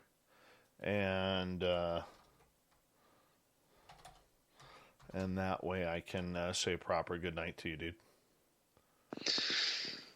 I'm probably going to duck out quick because I got to get up and get on a flight tomorrow. So, where are you heading?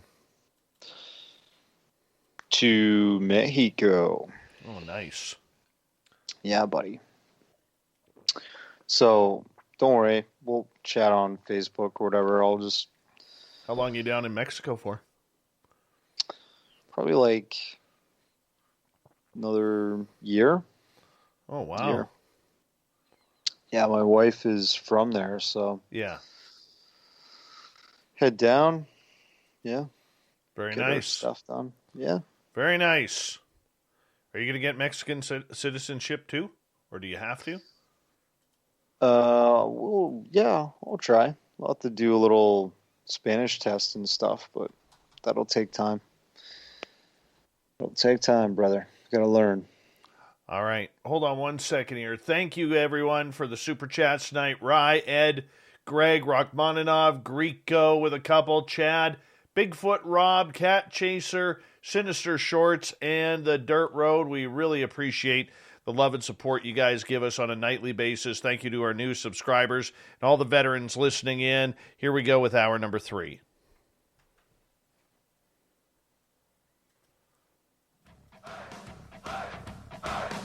Would you like to connect with us? Head to spacedoutradio.com for all your latest show info. Now, back to Dave Scott and SOR. Third and final hour of Spaced Out Radio is underway. Thank you so much for taking the time to join us. We really do appreciate earning your listening ears. We want to remind you that if you've missed most of this show or others, check out our free archives by going to youtube.com/Spaced Out Radio. Just do old Davey the favor, hit that subscribe button. We welcome back everyone listening in on our terrestrial affiliates around North America, digitally on TalkStream Live, Revolution Radio, and KPNL. The Desert Clam has set the password for tonight in the SOR Space Travelers Club. Valuative. Valuative is your password. Use it wisely, Space Travelers, as the Clam sets the password each and every night right here on Spaced Out Radio. Once again, our website is spacedoutradio.com, where we have a plethora of features for you, including rocking out to Bumblefoot and reading up on Captain Shirk's SOR Newswire. Follow us on Twitter at Spaced Out Radio and on Instagram at Spaced Out Radio Show. For the final time tonight, movie documentarian Darcy Weir is with us. We've been talking crop circles all night long. And Darcy, you know, crop circles, we tend to think that there are ties to the alien phenomena, extraterrestrials. Mm-hmm. With the 180 days coming up in the end of June, do you think that we might be able to see some sort of connection between these UFOs that the U.S. is checking on out at their military installations and what we're seeing with crop circles? No. My opinion is that the disclosure we're getting is a version of disclosure. You know, it's not the real full disclosure version that we deserve. This is just my opinion. You know, I feel that if it's a Pentagon-run mission, that they're gearing up for something, and I don't think they're going to want to talk about crop circles at that time. I think there's layers of truth to this subject, and crop circles are just one of the layers. You know, there's something that's on the outside of this thing. The greater sort of UFO encounters and stuff that are happening around the planet. But you know, you bringing this up, I might add that people say all the time when I'm doing these interviews, like, well, why would aliens want to create crop circles when they can just land? They could just take their craft and land in the middle of a field or something, or land on the White House lawn is the other one. But, if you're a total illiterate on the UFO subject, you would tend to ask a question like that. And if you are illiterate, you know that we have a long history of shooting at these things. The Battle of LA, 1942, we shot at a craft for a whole night, just hovering over LA, hundreds of rounds, some shrapnel came down, killed some people. So, this is well documented. This was in the newspaper. You can even listen to the early radio report. I think it's on YouTube somewhere. Then there's Roswell, 1947, not too long after. We apparently captured a crash craft. Then the Air Force comes out, denies that, says, that was false alarm. That was actually just one of our weather balloons. Later on, that evolves to Operation High Jump. That's what the dummies were. There were no actual alien bodies, yada, yada, yada. It's all a PR campaign. It's all a cover-up. And that's the reason why they're not going to land. And I think the crop circle glyphs are an easy way to send a message to us that's peaceful, that doesn't involve them needing to land. What do you think is going to happen with this 180 days report? Do you think we're going to get anything?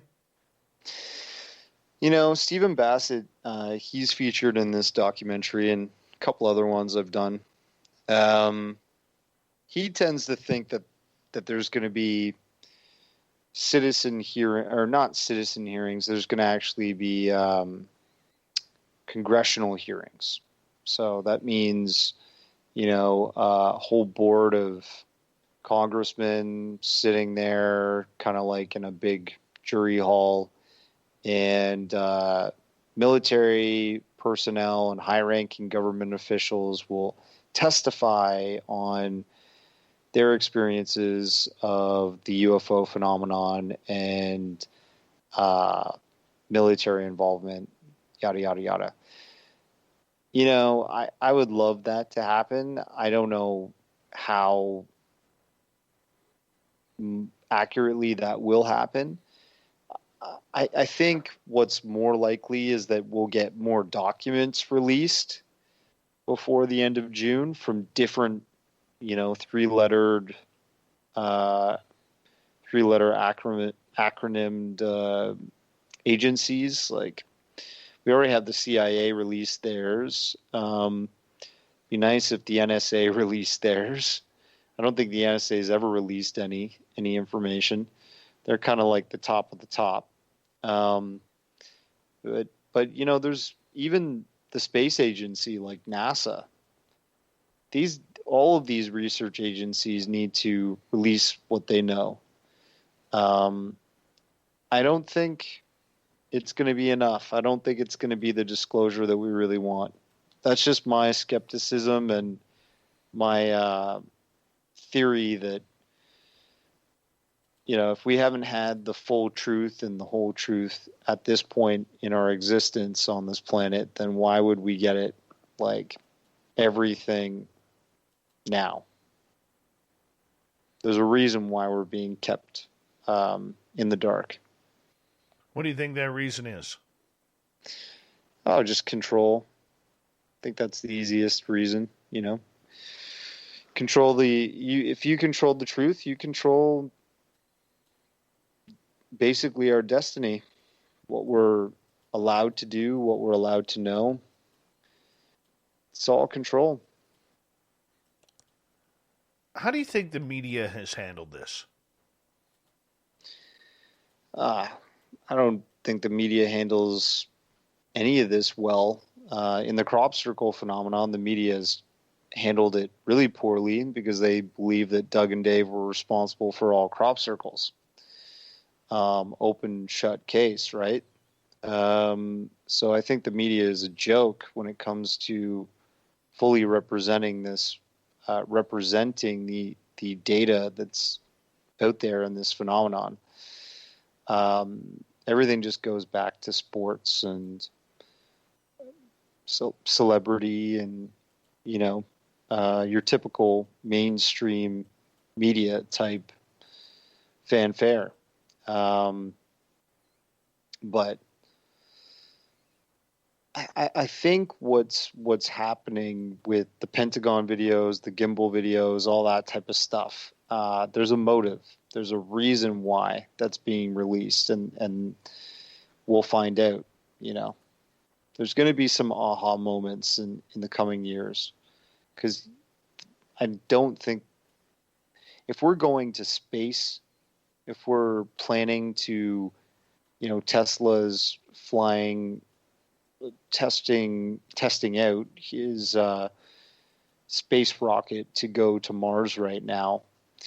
I think it's very possible that it's going to have a Space Force convoy, you know what I mean, of military ships going with it to make sure that mission to colonize Mars is an American success. And perhaps part of this release from the Pentagon is to prepare us for certain things we're going to run into in space that they just can't keep a secret anymore. See, I think we're all going to be disappointed. I really do. I do too. I don't think that we're going to get a lot of stuff that is of any importance. I think we're going to get more military gun camera footage or night vision footage. I think they're free to give that up. But there's so much that's going to be hidden under national security that we have to prepare for disappointment when that study comes out. I mean, we're all like a kid waiting for that toy we asked for on Christmas Day, and that we've been waiting a whole year for that toy. And we're going to end up with a pair of jeans and a new vest and socks. New socks. Yeah. Exactly. Our parents can't afford to give us the truth. Do you think, or the nice toy? That actually brings up a good question.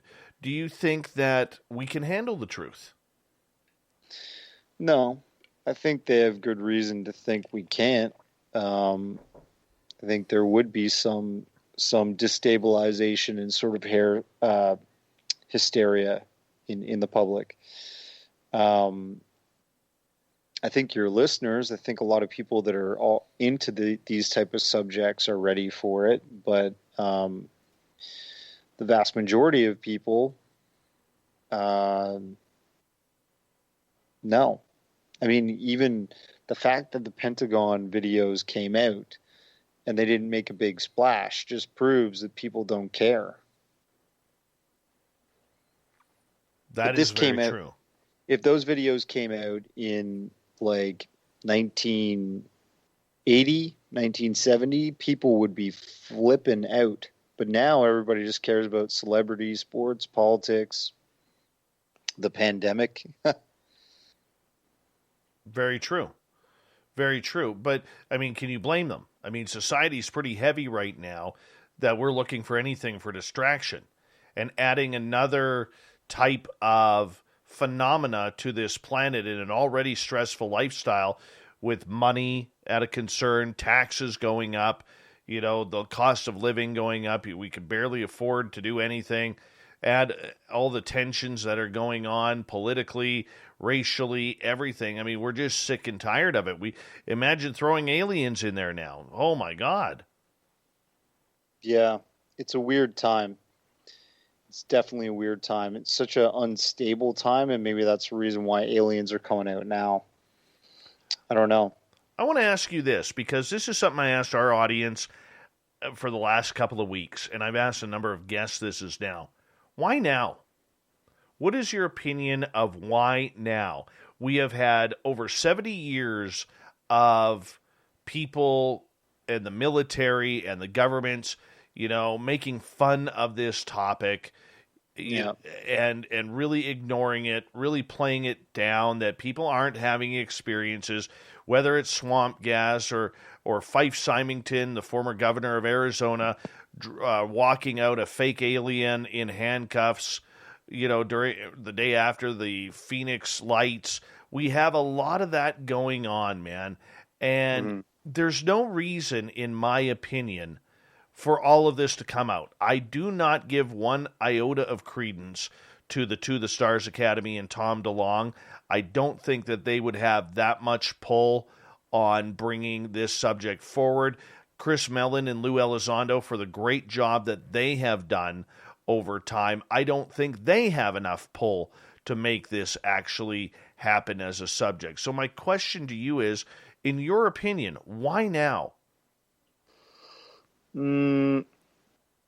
Maybe something is coming that they just can't stop, and they want to be ahead of it in order to control the truth in their own narrative, and not let it get away from them. It could be that simple. Maybe something's coming. Like maybe we're headed for some kind of greater contact. I don't know. Maybe there will be intervention to a larger degree if we're headed to war. I don't know. That's something people have speculated. We know that there's been a lot of nuclear missile deactivation at missile silos and stuff in the 70s, and all kinds of UFOs flying over installations, like the Bentwaters case in the UK, Rendlesham, right? Whenever it involves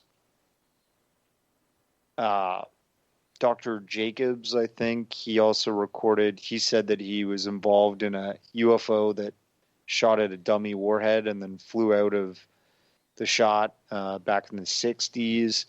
Anytime that we're dealing with nuclear war, it seems like UFOs kind of get involved. That's when the UFO wave of the 1940s and 50s really took off, and we were detonating our bombs. We're setting them loose on folks in Japan. It sucks, and perhaps there's some intervention going on then, and there's some more that possibly may happen in the future. And we were discussing the Crabwood crop circle formation of 2002. Part of that message was beware, bearers of false gifts. And let me just pull that up again. Beware the bearers of false gifts and their broken promises. Much pain, but still time. There is good out there. We oppose deception. So some people believe that this has to do with a supposed deal that happened in the 1940s between us and an extraterrestrial group. This was like a technology transfer as well as the Greada Treaty. Yeah. And this is in this message, in this crop circle, in the disc, it's warning us, that was a bad treaty, and be careful, because maybe we're going to be presented with the information that we got the short end of the stick there, and we got to protect ourselves a bit better. See, I tend to think much along the same lines as you, as we got about 5 minutes to go here. I really do believe that we must have got a message saying that we're coming. This is the date. You've got, I don't know, I'm going to make something up here, like 30 years to prepare or 20 years to prepare until we get there. Start prepping your people of Earth now kind of thing. To me, that sounds logical, because if we're going to think that the Why Now movement that I'm trying to start here, okay, is really a movement towards trying to figure out why all of a sudden we need this to happen. What happened to cause this? All right. That makes me look at things and saying, okay, did we get a message? Is the Greada Treaty true? Do we have something happening in that time? It's nothing on this planet that I could think of. It really isn't. Yeah, it's very possible that something is coming that's going to be a little bit more overwhelming for the militaries of this planet. And that's why they want to release this information, so that they can justify things that they're doing in the future, which may include locking down the planet to some degree, you know?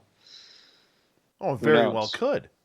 You very well could. I mean, I've talked ad nauseum on this show recently about that I don't think the majority of humanity is prepared for this. No. And, you look at the way we have acted during COVID. Whether you're a masker, anti-masker, vaxxer, anti-vaxxer. It's all selfish. Whether you're going to the grocery store to spend $1,000 on toilet paper and rob everybody else of an opportunity to wipe their butt clean. I mean, we've seen some of the worst in humanity over the last year and a half. We really have. Yeah. Much pain, still time. All right, Bud, we've got 3 minutes to go here with you, and Darcy Weir is our guest tonight on Spaced Out Radio, and we have had a fantastic show talking everything from crop circles all night long until, a little bit of UFO stuff, because you know me, I'm always going to get some UFO woo in there if we can. You got to just slide it in. Sometimes gently, sometimes goes in hard, but either way, we are getting some UFO talk into this one. Darcy, tell us what's coming up for the future here for you. Yeah, so I'm going to be speaking at the UFO Mega Conference in Lachlan, Nevada. People can buy some tickets, check that out. I'm going to be talking about secret space and some of my research I've done recently. Documentary series that I'm working on too, with Richard Dolan and Jim Goodall. People can check out my website, occultjourneys.com. All my films are there. You can watch the trailers. You can click on the poster, and that'll take you through to a site that you can watch the films, and you can read about them. And if you ever want to reach out, I'm Darcy Weir on Facebook and Instagram. Happy to connect. For sure, my friend. And tell us about some of your older films that we can check on out. Sure. The Underground Base Research with Richard Dolan, Richard Sauter. It's about our good old man, Phil Schneider. Also done Volcanic UFO Mysteries, The Unwanted Sasquatch, Sasquatch Among Wild Men, and many, many more. So check them all out. Let me know what you think. I honestly am looking forward, dude, to seeing about your one on the secret space program. Very interested to see what you get off of that, because I am a very, very big believer that there is something magnificent with that, and there's some incredible toys that are out there. For sure there is. TR3Bs and all that. Yeah, you bet. Man, when will that one be coming out, you think? Part 1, which is really about the early space history and UFOs and such, proof that we've had some interactions there, is that comes out in June, and I'll be premiering it at the UFO Mega Conference in Nevada. That's fun. Yeah. And then the part 2 will be sometime later this year. Don't know yet, because I'm still working on it. Well, good luck to you, Darcy, in everything that you do, and thank you for always thinking of us here at Spaced Out Radio and how we can help and be a part of what you're doing. It's always incredible to get the opportunity to chat with you, my friend. You bet, man. Love being on your show. You're a great guy, and stay healthy, man. Thank you. You too. Darcy Weir, everybody. CultJourney.com. Check out his site. You'll love his documentaries. Coming up next, we have the SOR Newswire, and we have the Thought of the Day. Stay tuned. We're going to take this thing home right after this.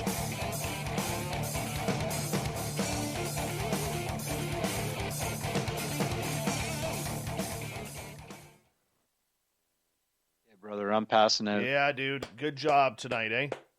Thank you, man. I'll talk to you next week. Yeah, give me a call. Will do. Right, bro. Take Bye. care. Bye-bye.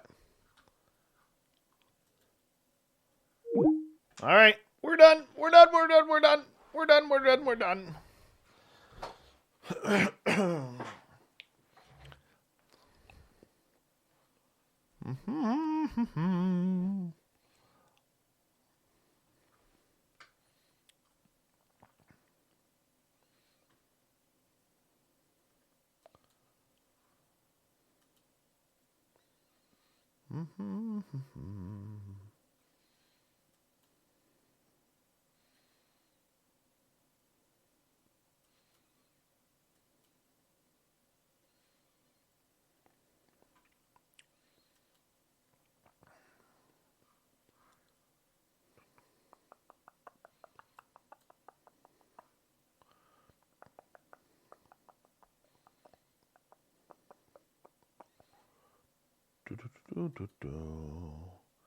Be right with you in a minute, guys.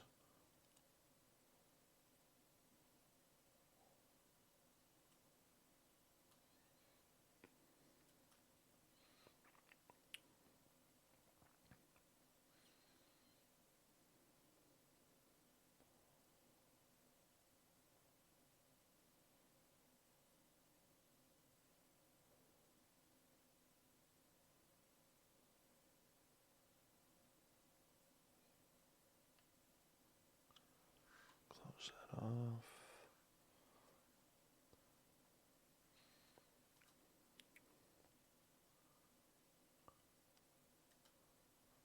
Where am I? There we go. Good night, Dirty Fylth. Thanks, Michael Lestuca. Good night, Justin. Or I think, Justin, you're still here. Vinster, what's going on? Thank you for the super chat, man. Appreciate that. Thank you to Rye Guy, Ed Clater, Greg Moyes, Rachmaninoff, Greco with a hat trick tonight, Chad, Bigfoot Rob, Cat Chaser, Sinister Shorts, Dirt Road. Really appreciate it, guys. Thank you so much. Thank you.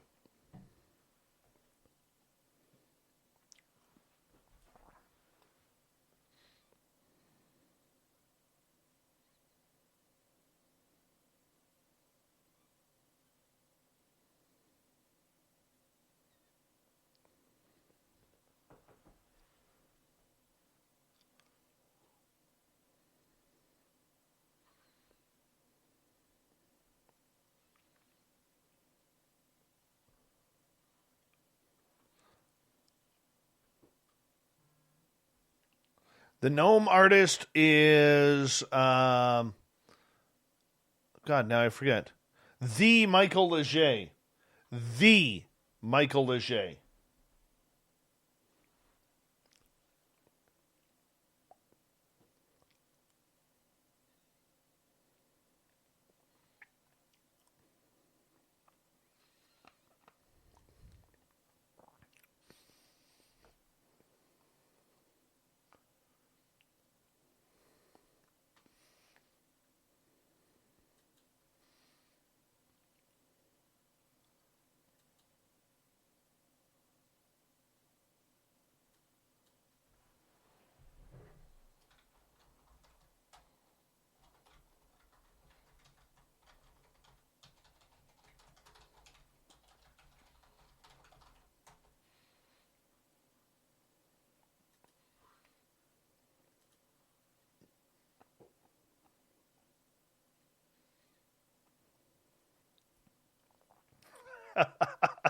Finny. Oh my God, I was not prepared to read that. Oh my. Oh my.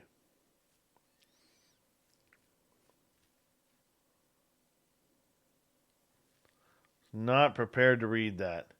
Sovereign, do me a favor, honestly. Take your caps lock off. It screws me up, man. Honestly. It really does. I'm asking you as a favor, please. If you love Davey, put your caps lock off for regular conversation. Damn it, man.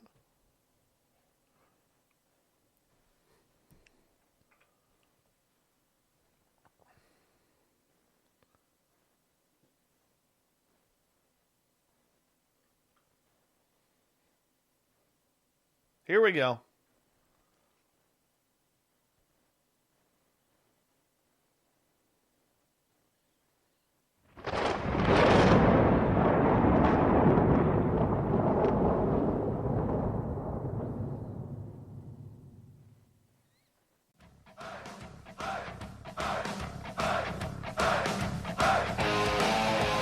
We rounded third. We're heading for home tonight on Spaced Out Radio. I am your host, Dave Scott, sitting in the captain's chair of SOR headquarters. Thank you so much for taking the time to join us. We really do appreciate earning your listening ears. Want to remind you that if you've missed most of this show or others, check out our free archives by going to youtube.com/Spaced Out Radio. Just do me the favor, hit that subscribe button. Our website is spacedoutradio.com, where we have a plethora of features for you, including rocking out to Bumblefoot and reading up on Captain Shirk's SOR Newswire. Follow us on Twitter at Spaced Out Radio and on Instagram at Spaced Out Radio Show. Speaking of the news.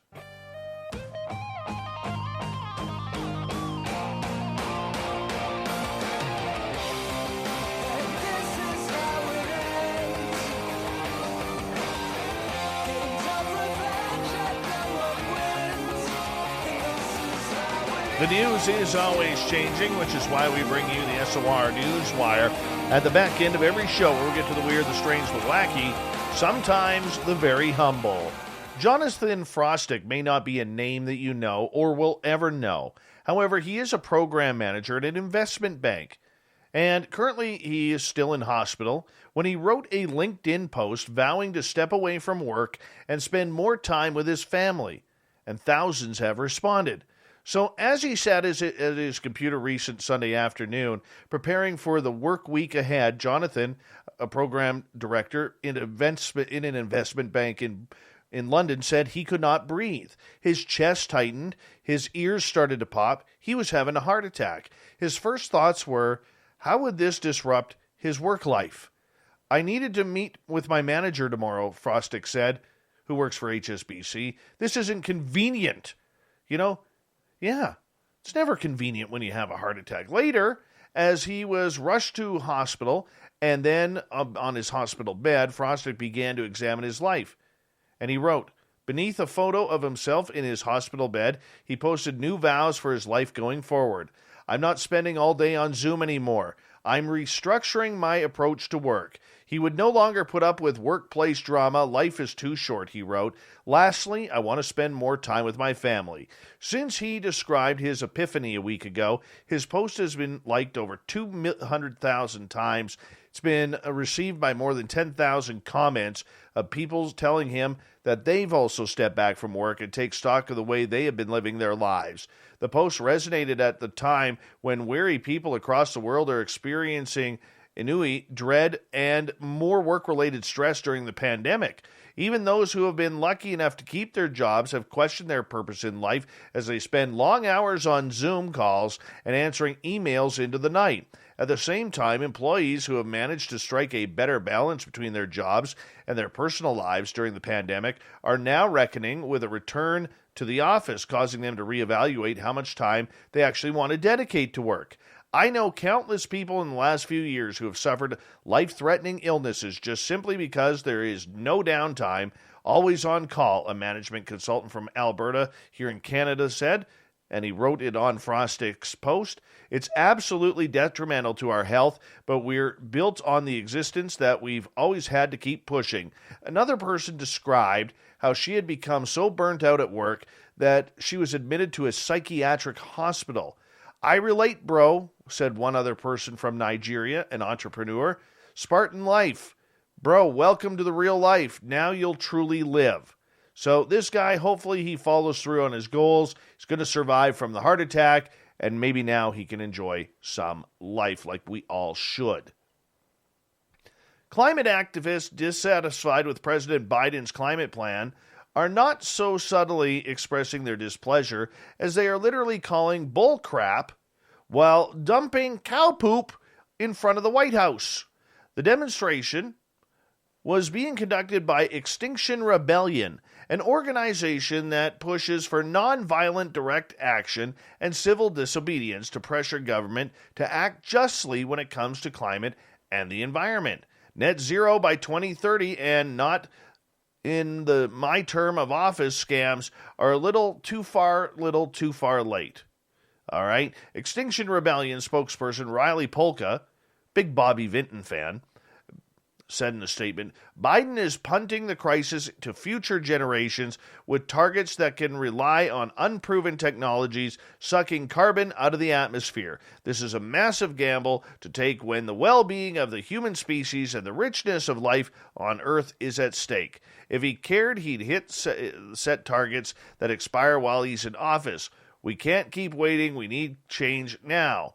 Now, demonstrators could be hearing chanting bull crap in more swearing words, and no more climate crisis. While marching down the street with wheelbarrows full of feces, they eventually unloaded their cargo in front of the White House, making it a real stinky situation.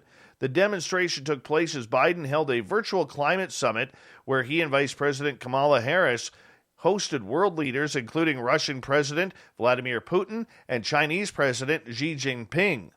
I don't think Xi Jinping has ever smiled a day in his life. You ever see him? He's always... Well, you can't see me on radio, but if you're watching on YouTube, you can see. He's got that sour taste in his mouth that he's upset that someone blindfolded him and made him suck on a lemon. You ever notice that? That's the way he looks. Now, I'm probably going to get hit with Chinese bots for that, so I apologize. You know, this is something that... I'm not sure if you could retire from it. American influencer Kinsey Wolanski has opened up on how streaking during the 2019 Champions League final boosted her career. The 24-year-old left all eyes on her in Madrid 2 years ago when she darted across the Wanda Metropolitano pitch in a skimpy black bathing suit. Yes. It wasn't just fans that failed to keep their eyes off her, as Tottenham midfielder Harry Winks was caught staring at the blonde beauty. Her stunt was to promote her then-boyfriend's X-rated porn website, with her actions resulting in her spending 5 whole hours in jail. Yeah, Wolanski commented on how her streak affected her career. Took off, really.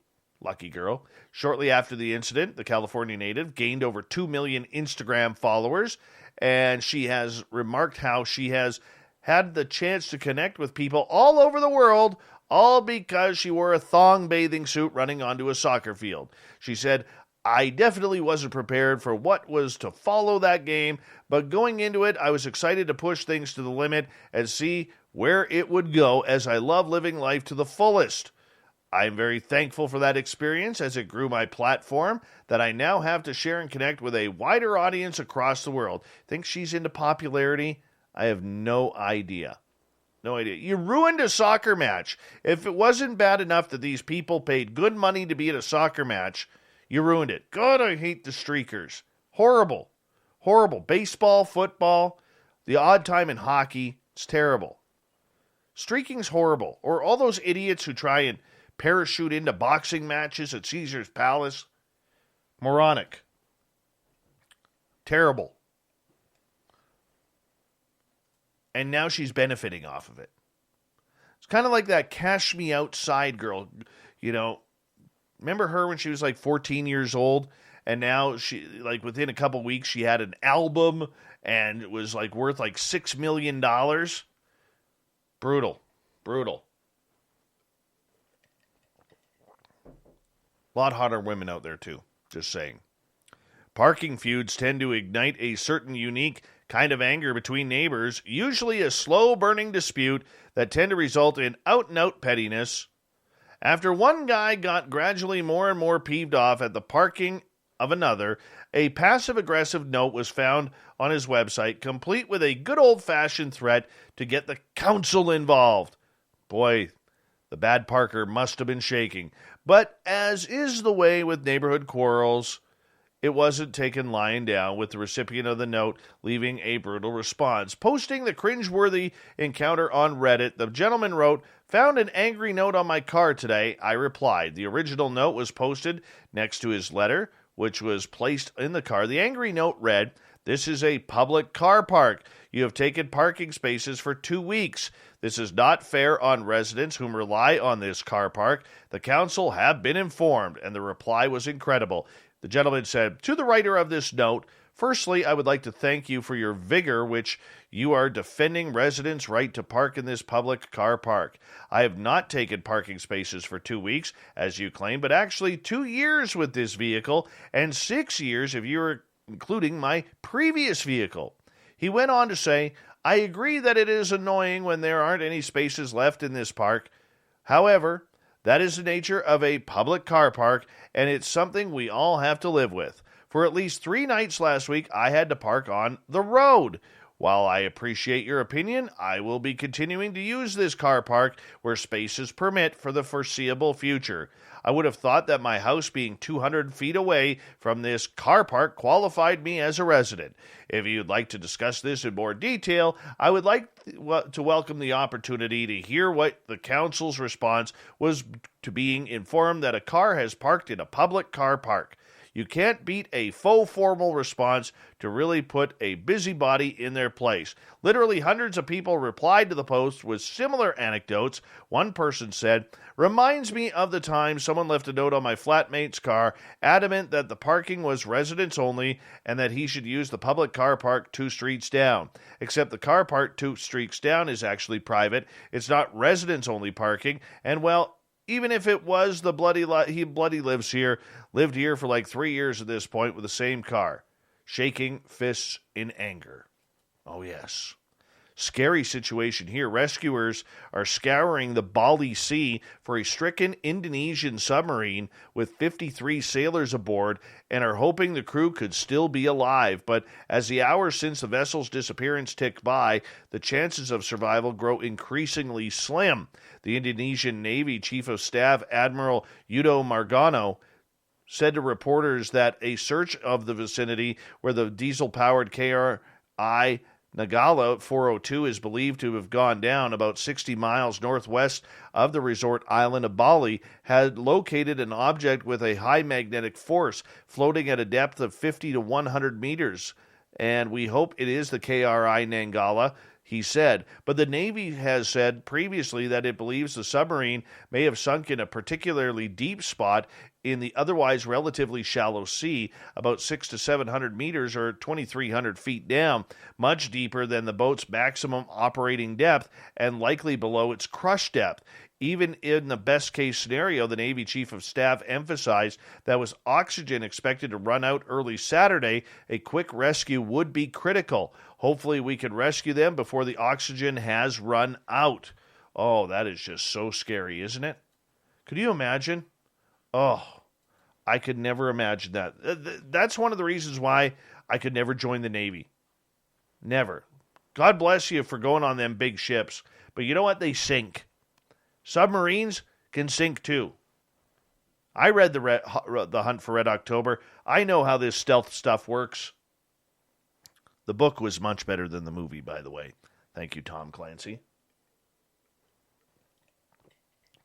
But there's no way I'm going under there. You know what happened here? I'm going to tell you what happened here, and I'm not even making fun of this situation. A megalodon bit it.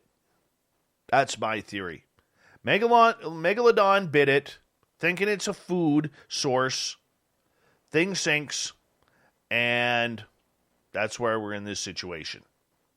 My opinion. Could be wrong. I think it's something we got to look at. Really do.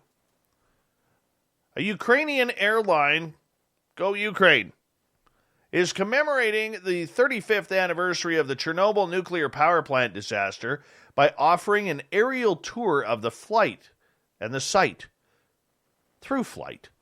Ukrainian International Airlines announced it is teaming up with Chernobyl Tour, a company specializing in exclusion zone tourism, to offer an aerial tour of the nuclear power plant site and the abandoned city of Pripyat on April 25th, the 35th anniversary of the disaster. The airline said the plane will pass over the city at an altitude of 2,950 feet, the minimum allowed, and in-flight information will be provided by guests or guides to the guests for the Chernobyl tour.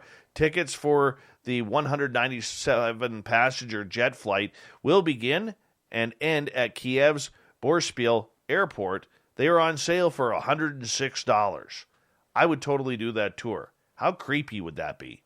Seriously. A Massachusetts family hired a professional treasure hunter to investigate decades-old rumors of money hidden in their home. What he found was pretty cool. How about $46,000 underneath the floorboards? Keith Willey said he was contacted by a Western Massachusetts family who told him about a rumor of a large sum of money that was concealed in their home in the 1950s.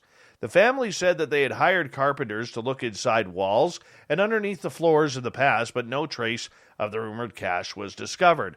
Willie said he took his metal detector into the family's attic, and it signaled that there was something underneath floorboards. A look with his endoscopic camera revealed a metal box hidden under the floor. Willie and the family pulled up the floorboards, opened up the box, seeing the wad of cash wrapped in its original bank straps dating back to the 1950s. A family member who identified herself as Karen, and she wanted to speak to the house manager, said that the discovery came after many years of wondering if the stories of the hidden money were true.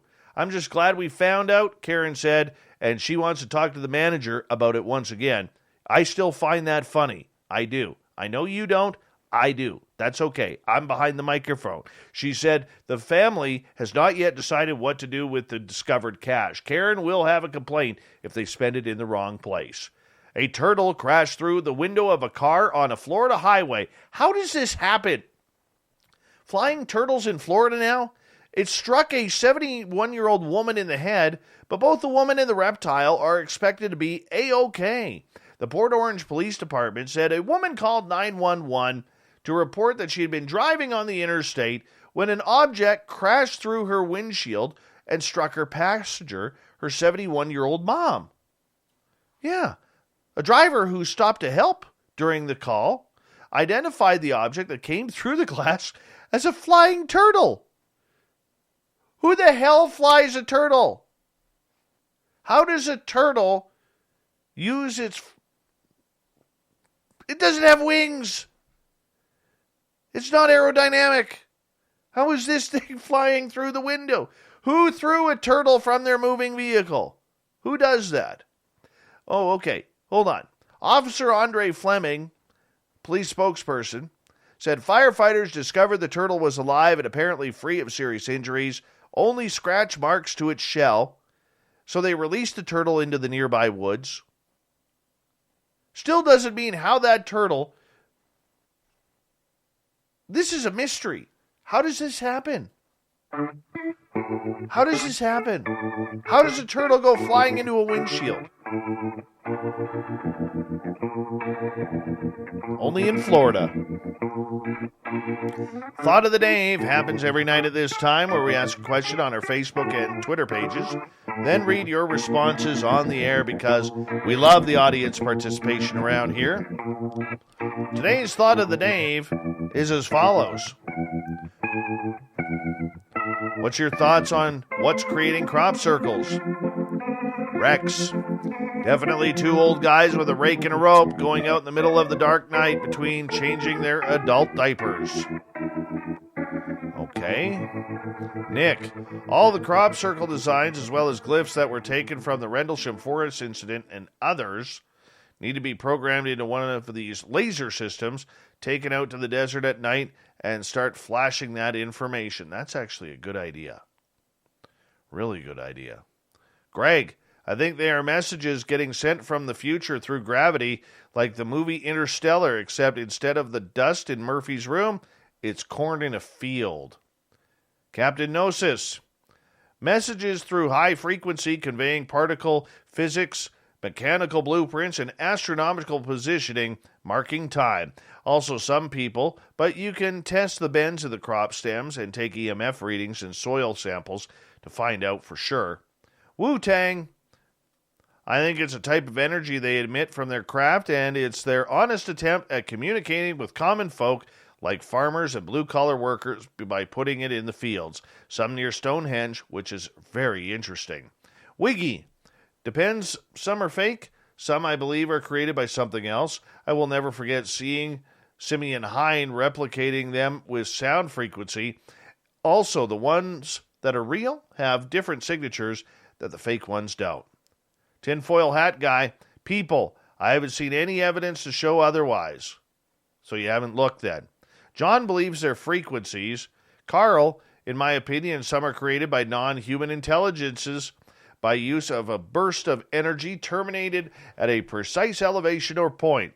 This superheats moisture in the stalk, causing the blown out nodes. Jules believes it's frequency.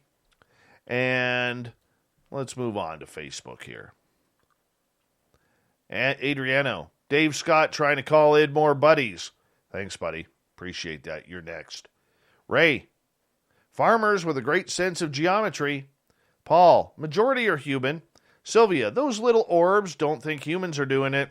Kevin, alien children with a spirograph set. That could be. Neil, UFOs make crop circles, or the man-made ones by drunk people. Lori, Earth's magnetic ley lines? Who knows? But I say some fields have aliens. Always true. Kira gets the final word tonight. Oh, we might sneak in one or two more. ETs from space and unknown Earth energies, and of course the ones made by humans that are scientifically nothing like the aforementioned. And yeah, we're going to call it on that one because we're running out of time here. And say a big thank you to everyone participating in the Thought of the Day. We'll do it all again next time. And of course, to Captain Shirk for setting us up with the SOR News Wire. She always does just a tremendous job. And of course, Darcy Weir, talking crop circles, UFOs, aliens, nodes. Don't use the word nodes enough on this show. We got Mr. Ron Bumblefoot Thal rocking in the background with Little Brother is Watching. Bumblefoot is the official music of Spaced Out Radio, rocking us in and out of every single show. Get your horns up for the guitar god himself.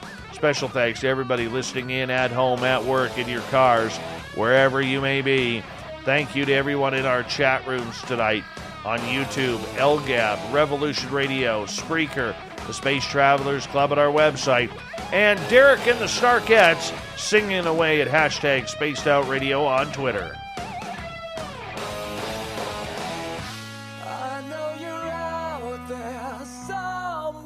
Remember, this show is copyright by Spaced Out Radio and SOR Media Ventures Limited. Thank you so much for choosing to share your evening with us, because together, my friends, we own the night. Mr. Bumblefoot, we need a favor. We need you to take us home.